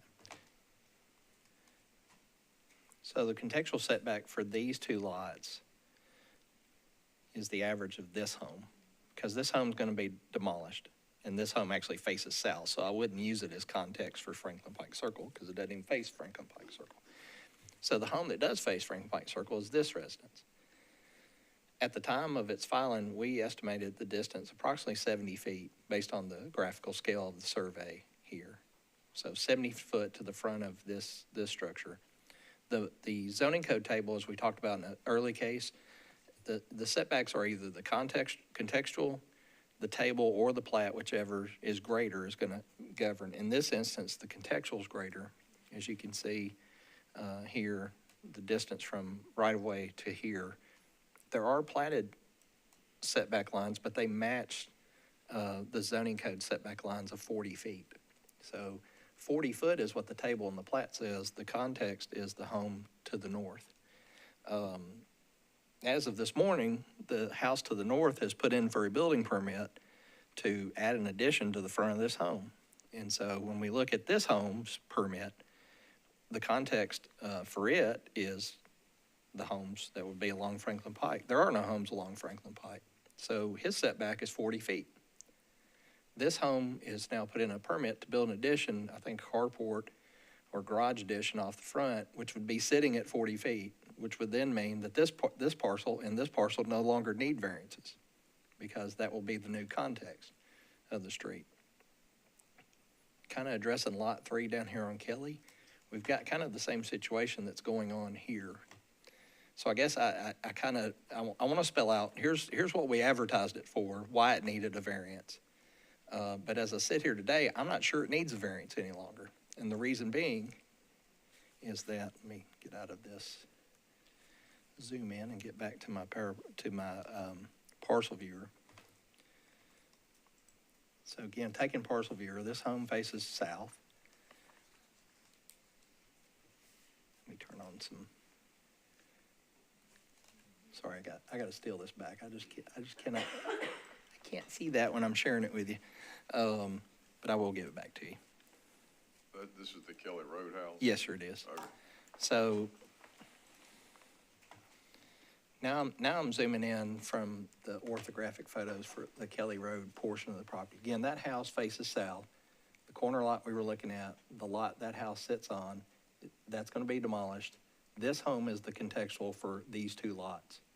Because this is a corner lot and they're proposing to build a duplex on it, and it's greater than R20, the council requires that its setbacks for the duplex structure here is the contextual of both streets. So the context for Franklin Pike Circle, which is the street that runs parallel to the interstate and the railroad tracks, is this setback. This setback is now going to shift to 40 feet, which would be what this requirement is going to be for both these lots two. 2 and 4, as on this plat we received, would not need a variance if that happens, right? Two would not for sure. 4 will not because the average setbacks for Kelly Road. Okay, so 2 and 4 would not need a. No, or these two homes. Well, when I look at this home, This home, like this home, doesn't face Kelly Road. It faces west. So at some point, I will not use this home for a contextual setback on Kelly. I'm going to look to the table, which is 20 feet. This home, which is the first home of this development to the northeast, this home faces the interior lot line, so I don't use this home for context to determine the setbacks of these two lots. So- Okay, you're moving too fast for me. Is this Kelly Road right here? Kelly Road is Okay, the the lot. house with the swimming pool is facing Kelly Road. Kelly Road, And you're right. saying that's not the context for Kelly Road? No, this home's gonna be demolished as part of Okay. this development. So we're gonna end up with 2 units on this lot, Right. 2 units on the corner, and 2 units on the lot where that white home sits. The setbacks for this lot where the white home sits and the corner lot, as far as street setback along Franklin Pike Circle, is Is gonna whatever be this that one. house is. So what's setting the context on Kelly? Kelly, nothing, because there are no Okay. homes that face Kelly. And so the tabled setback is 20 feet. 20 feet. So 20 foot's So- what's required along Kelly. There's no platted setbacks along Kelly that are greater than 20. The zoning code says 20 is the table. The home that's on the corner, part of this development's not counted. This home, Mr. Adams, I believe it Ben Adams's home, isn't a context because it doesn't face Kelly either. It faces west. So based upon where we're at today, I'm not sure a variance is needed. But it might be, and here's where the ambiguity comes. If the and I think Mr. Brittle might be the owner here, he's present. This construction, if this construction occurs, we issue a permit, that sets the setbacks for Franklin Pike Circle. But an application doesn't. Just the application in an application phase is a maybe. All right, so as it sits right now today, he needs a variance, which would be that 70-foot distance off of Franklin Pike For Circle. 2 and 4, he needs. For lots 2 and 4. The lot that just has frontage on Kelly doesn't need a variance at all from this board. So Kelly is out, we don't need. we Yes, don't need that particular lot's out. All right. So do you, If the permit issues, then the variance essentially goes away. So I guess in full disclosure, that has changed since the time they originally filed, 6-8 weeks ago. so Mr. Michael, do you still want the variance for 2 and 4, or do you still need it, or? I do want to pursue it, Mr. Chairman. My rationale is this. Although it seems likely to the point of darn near inevitable that the building permit will be issued at the top of the 3 Franklin Pike Circle facing properties, Mr. Brittle's property, that won't be today or tomorrow or Monday probably. As such, every day that we can help my client move forward down on that corner lot at the intersection of Kelly Road and Franklin Pike Circle is helpful. So we would love very much to go ahead and secure that variance, although Mr. Hargis already knows I join him in the analysis that it may not even be needed technically from the board, but because there is some hesitation to handle that purely administratively, in light of the fact that it's a building permit application and not an issued permit, we understand and respect that and prepared to present the case so that we can try to get moving faster, just in case there are any unexpected delays with regard to the Brittle property. Okay, so you want to proceed, Okay. okay? Yeah, that's just what I'm making sure. So we do have opposition present. The variance, I guess I'm saying to the opposition sorry, I'm sitting here looking at something and you don't see what I'm looking at. As it relates to this parcel right here, there's no variance needed on that. That parcel can build by right today with a 20-foot street setback because Kelly is just a regular local road. And there is no context for that home because this home faces west. It doesn't even face a public street. So this parcel that's listed in our agenda, I think it's parcel 2, I can't read that. 227 is withdrawn. The variance request as it stands today is needed for this parcel and parcel 228, I believe that is. So that will be what's in front of the board. Again, the factors could happen if the permit issues before Mr. Michael gets his permit. It's kind of a moot point. But anyway, I just wanted to present all of that, and it's changed since our original filing date. kind of going back, my piecemealed, I think the aerial photographs I've explained kind of why the contextual setback is. The building permit request we've got, where that white car is located on this drawing right here, that's where that addition's proposed, that garage carport structure right there being proposed over that space, which would reset our setbacks along Franklin Pike Circle. So I'm gonna leave that, and I think parcel viewer I've got open too. I'll leave that where that is, and with that, both sides, you'll have 10 minutes to present your cases to the board, and with that, I'll turn it over to you, Mr. Michael. Thank you, Mr. Hargis. Thank you, members of the board, for entertaining the added explanation, as this one is a bit unusual sequentially. My name's John Michael. I'm with the Thompson Burton Law Firm, 1801 West End Avenue. Thank you for hearing our case. The request obviously is for a variance from strict application of the contextual street setback requirement for the corner lot, as shown here in the diagram and as discussed in Mr. Hargis's presentation. Specifically, the only contextual street setback that applies here is facing out to Franklin Pike Circle. The context established by the house shown at the top of this diagram, Mr. Brittle's residence, is a approximately 70-foot contextual street setback. The hardship for this case is, as you can see, I think pretty clearly from this diagram, that the contextual street setback would leave a very proportionately small triangle of buildable area on an R20 lot. Compressing two residences into that space would be, as a result, non-contextual, disproportionate to the rest of the neighborhood, the area, and frankly, most of that south of Creve Hall set of neighborhoods going back all the way through to Hill Road. With regard to the lot shape, that is the primary hardship. However, the disproportionately deep setback on Mr. Brittle's lot for the existing house is also an indirect hardship worthy of the board's consideration, in that they could come out so much closer. As mentioned, the zoning code would require a 40-foot street setback if there were no context. And finally, just for the benefit of the record, I also like to note that respectfully, we would continue to argue that a single home does not establish an established development pattern, which is the exact phrase from the contextual street setback ordinance, in fact used 4 or maybe even 5 times within that ordinance, that one house does not make a context or an established development pattern. However, strict interpretation of law from the zoning administrator and the codes department has consistently been that, to their credit, so we're here to make this request. We believe that the minimal and appropriate relief is to just go to the zoning code standard 40 feet.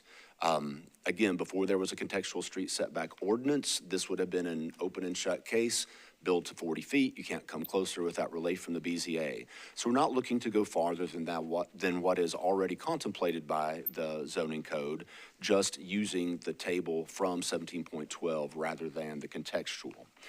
Additionally, we expect, as Mr. Hargis mentioned, the house on what is shown here as Lot 2 will be demolished, and new construction will wind up following the resulting 40-foot context that would be created here if, in fact, the board passes this or grants this approval.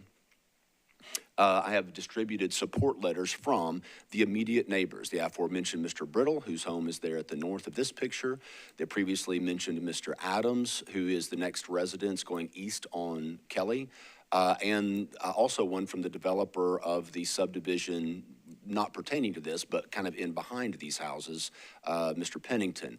I would note that I met Mr. Pennington a decade ago doing work here with Metro as a builder. I met Mr. Brittle at least 15 years ago through similar work, and I've known Mr. Adams for 30 years.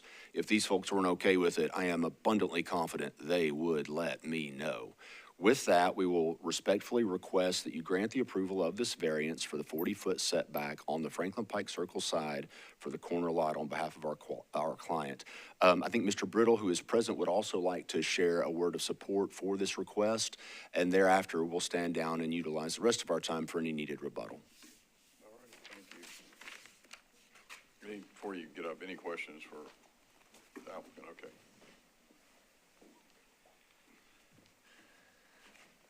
Thank you, Board, for allowing me to speak briefly. For the context, I'm sorry, John Brittle Jr., 5474 Franklin Pike Circle. I built that house before it was cool to build next to railroad tracks. Now everybody wants to do it. I'm going to get a permit because I grew up on this corner. That was my parents' home. I was raised there since I was 10, so I've lived the majority of my life on this corner. When American General came across the street, I think that's context. I can see the Target sign through the trees at my house. And the railroad track and obviously the interstate are context to us in the neighborhood. The only thing I would like to add is I'm getting that permit for this garage carport because when I built that house 26 years ago, I was in my 40s. Now we're in our 60s and I have a basement garage and we would much rather have a ground level. And nobody parks in that garage in the basement in that house. And I just want to say, I don't know where they're going to build these houses. And and I do support the 40-foot metro setback.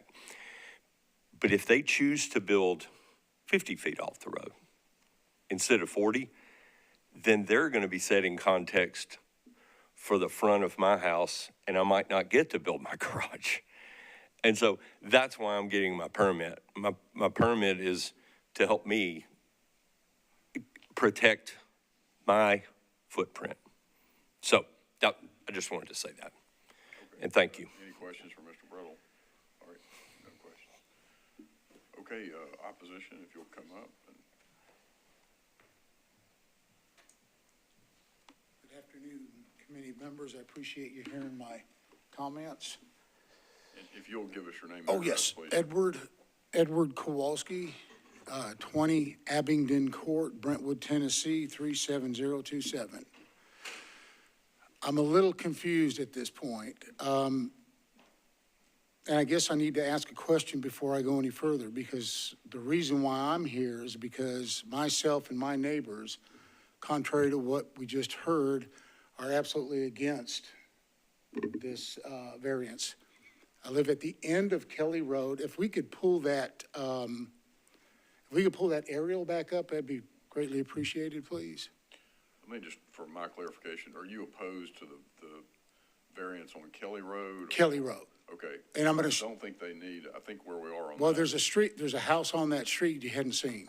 Okay. Okay, so that's why. Vargas has told us they don't need a variance for that, but. But I thought you said that was based on the fact that none of the houses were facing Kelly Road. Is that correct? Let me clarify that a little bit. When this parcel crosses, so our measurement stops with this public street here. So the zoning code says that it's to use the context of the homes in the block face. So to us, once I cross this street here, and I'll turn on the aerial, then I stop looking for homes. So when you hit that cross street, whatever's down beyond that does not matter? Doesn't come in, no, sir.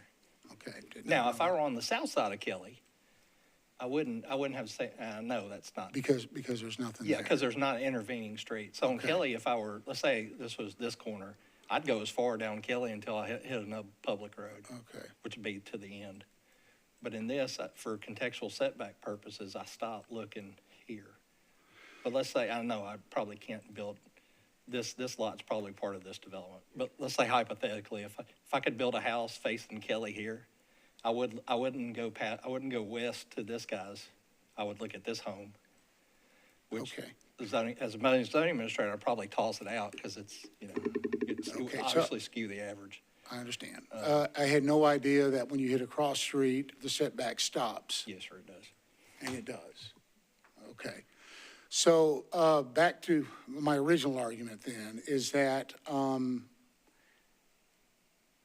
my understanding is that there was a rendering that was passed off to us, I think, through Courtney Johnston, that she's been coordinating with some of our neighbors. And I've got a rendering where they're trying to put 6 houses on that property. Okay, now I don't know what's And the other thing I'm confused about is that right now this property is for sale. So is the lawyer representing the builder that's coming in, or is the lawyer representing the current owner of the property? And my understanding, and I just want to finish, the reason why I asked that is because if the builder, if the attorney is supporting the builder to buy, the purchase has not happened yet. Is my understanding the house is still for sale. So I don't know if you can actually submit for a rezoning when you don't even own the property yet. Could we get that clear? Because that property is for sale right now, and you can't get try and get a permit for a property you don't own yet. Right. In purchase and sale agreements, trying to come up with one that's in the news but not going to be in front of this board anytime soon. All right. Let's say in the instance that you're going to sell your property. It's up for sale. I'm a contingent purchaser. So we do a purchase and sale agreement. It's contingent upon me getting a variance. In that purchase and sale agreement, and it's standard language for all of them, you're granting me as the potential buyer the right to seek governmental approvals. Because if I can't build what I want, I'm not going to buy it from you. Does that make sense? Obviously. So part of that process is this variance procedure. So in all of those, the landowner ultimately could step in here and go, nope, I'm not going to let you file this appeal. But our purpose is there's a private agreement between them to let him do it. It doesn't always have to be the owner of record. Okay, I didn't know that was. Yeah. That's true of zone changes and subdivisions and those types of things. Well, back to my original argument, because I'm trying to get all these answers because I didn't have them, and we're trying to figure out what's going on. We live at the very end of Kelly Road. Kelly Road is the only in and out street of that whole, there's, the new subdivision just went in, there's Heatherwood, and then there's Abingdon Court. So with that being said, most standard width of streets in Nashville, my understanding, are somewhere between 28 and 32 feet wide. Is that correct? Somewhere in there? That's probably a good estimate. Is that pretty good? Yeah. Okay. Talking pavement width. Right. Yeah. Yeah. And this not having any curb, it's straight off onto the grass or drainage ditchway. So that Kelly Road is only 16 to 18 feet wide. Okay, so now we're talking a serious, when we come down Kelly Road to go to our home or go out, and this is for all of us and our neighbors, it's not very unusual for somebody to have to veer off onto the grass a little bit to get by each other. That's how thin the road is. So my concern is when we get to the top of Kelly Road, which is at the intersection of Franklin Pike, do you see that? Okay, so that intersection right there, my understanding is there's going to be houses laid directly, and my understanding also is now the setback at 20 foot? Off of Kelly 20, but off of Franklin Pike Circle 40. Okay. And the reason why I say that is because now their driveways are going to be coming onto Kelly on a very steep slope. That area right there is very steep, and right there at a bottleneck where you're coming out and you have to make a turn onto Franklin Pike. In the wintertime, and this is almost every winter, that hill is covered in ice or snow. I don't know how many times my wife and I have gone out there and cleared it. I'm a contractor. I've been in business for over 45 years. And that specific spot, because of the way the trees and where the sun's located, will stay iced up sometimes for 2 weeks. Another thing is that we have, I don't know how many elderly folks that live in our neighborhood, and that's why my wife and I go up there and clear that hill. And it is very dangerous. That hill extends from Franklin Pike Circle all the way down to the end of the property that we're discussing. So we're talking, I don't know, 400 or 500 feet, 400 feet. So my concern is at this point was I was really worried about the houses being pulled so close to Kelly Road. I don't know if they're single-story or two-story structures. I can almost guarantee two, because that's everything they're doing in Nashville. If you put that structure 20 feet off of Kelly Road, it blocks all your intersection visual onto Franklin Pike Circle, at least on the north side. And then there's a little hill that goes up over there too, and a car vanishes. The left side's not as bad because it goes downhill. So that's pretty much my issue. I'm concerned about the 20-foot, but at this point, it looks to me like it doesn't even matter if I like that or not, that it's approvable. Well, I don't think it's 20 feet off the road that you're seeing. There's a 50-foot right-of-way, so it's 20 feet off their property line, when their property line is not right at the road. So that's what, another 5 feet? Is it 5 or 10? No, it seems significant in what I can, are we So- able to see that exhibit again Yeah, with the that colors? helps. I guess my bottom line is, what would the actual setback off the road be for the houses that are being built? I don't know if we, yeah, we're zooming in. So the dark line that's dashed, that's their property line, and you would have to be 20 feet, they would have to be 20 feet off that property line. But you can see that there's quite a bit of distance between their property line and the road. Okay. I can't measure it here, Yeah. it's hard to see, but there is some distance. I would add to that that there's a easement running across the Kelly Road lot as well that's going to restrict how close they could move, or how close they could build. If you're looking for pavement to the front face of a building, probably at least 45 feet. 45. And then the setback off of Franklin Pike is going to remain at 40, is that correct? From the right-of-way. Yeah. But the pavement there is probably about 20 feet from the right-of-way. Okay. I guess what I'm concerned about the most, and that's why I'm here, is that corner between Franklin Pike and Circle and Kelly Road. That's where we pull out, and that's where the blind spot is. And I'm going to be honest with you, when it ices over on Kelly Road, you have to get a running head start almost 1,000 feet back so you can coast up that hill to get to the top. Then if you're lucky enough and you give it gas, you don't start spinning out to get on Franklin Pike, because they do salt Franklin Pike, but they don't do Kelly. So my biggest concern is safety, and then we've got elderly people that were stuck there. This last ice storm we had, some of them were stuck there for over 2 weeks that they couldn't get out.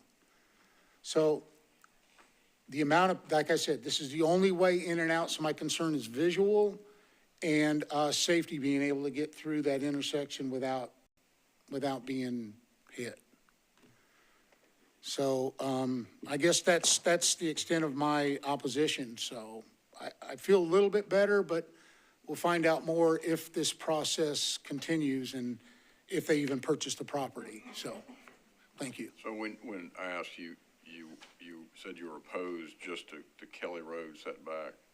I'm Are not you also opposed to the Franklin? No, sir. Pike? Okay. No, So sir. You're okay with them having 40 feet on Franklin Pike, you were just opposed to the Kelly Road? Yes, sir. That's something we just can't help you with. because Yeah, they don't well, need I a mean, my variance. understanding was it was Kelly Road that was going to be discussed, because that's where the sign was that notified I us. think before this hearing started, we all thought that was probably going to be Yeah, the case. and it seemed like things shifted when we got here, so. Well, that happens, stuff. Well, breaks that's with okay. The last development, Yeah. we have developments like that all the time. I hear you. I just need to be on the same page, that's all. And the other thing is that I don't think that they're going to have any driveways going on to Franklin Pike Circle anyways. So, okay, All right, thanks. thank you, sir. Yeah.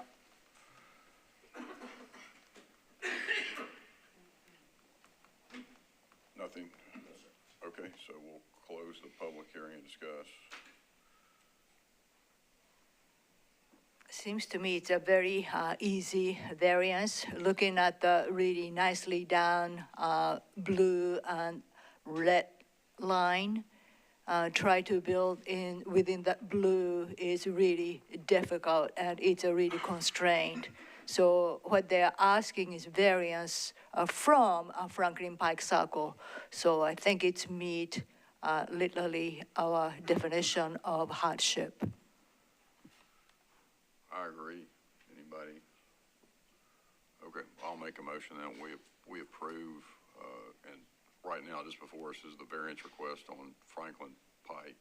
So I'll make that motion based on the hardship being the contextual setback, and the contextual setback and the shape of lot 4. Second. Okay, there's a motion and a second. Any further discussion? I just wanted to verify, did you say, is the setback that we're setting, it's going to be 40 feet? That's my understanding, right? Yes. I didn't That's what they've asked for, I didn't 40 hear the feet, first yeah. part of the What motion. The applicant asked for 40 feet, that's Yeah. what, I should have made that clear. Yes, it's 40 feet. I thought maybe I didn't hear it, yeah. No, keep going. Okay, so there's a motion, and a second. Any further discussion? All in favor? Okay, that passes. Okay. I think that's it.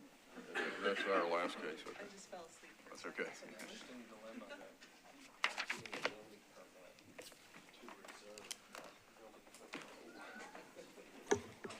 Okay, we are adjourned. Thanks.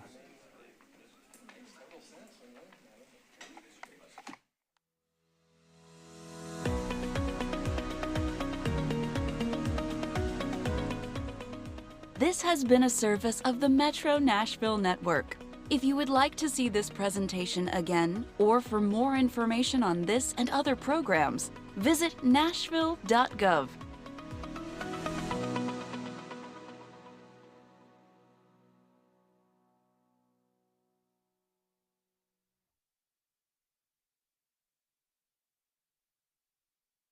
I can't remember who I work with, but. It's right by my office.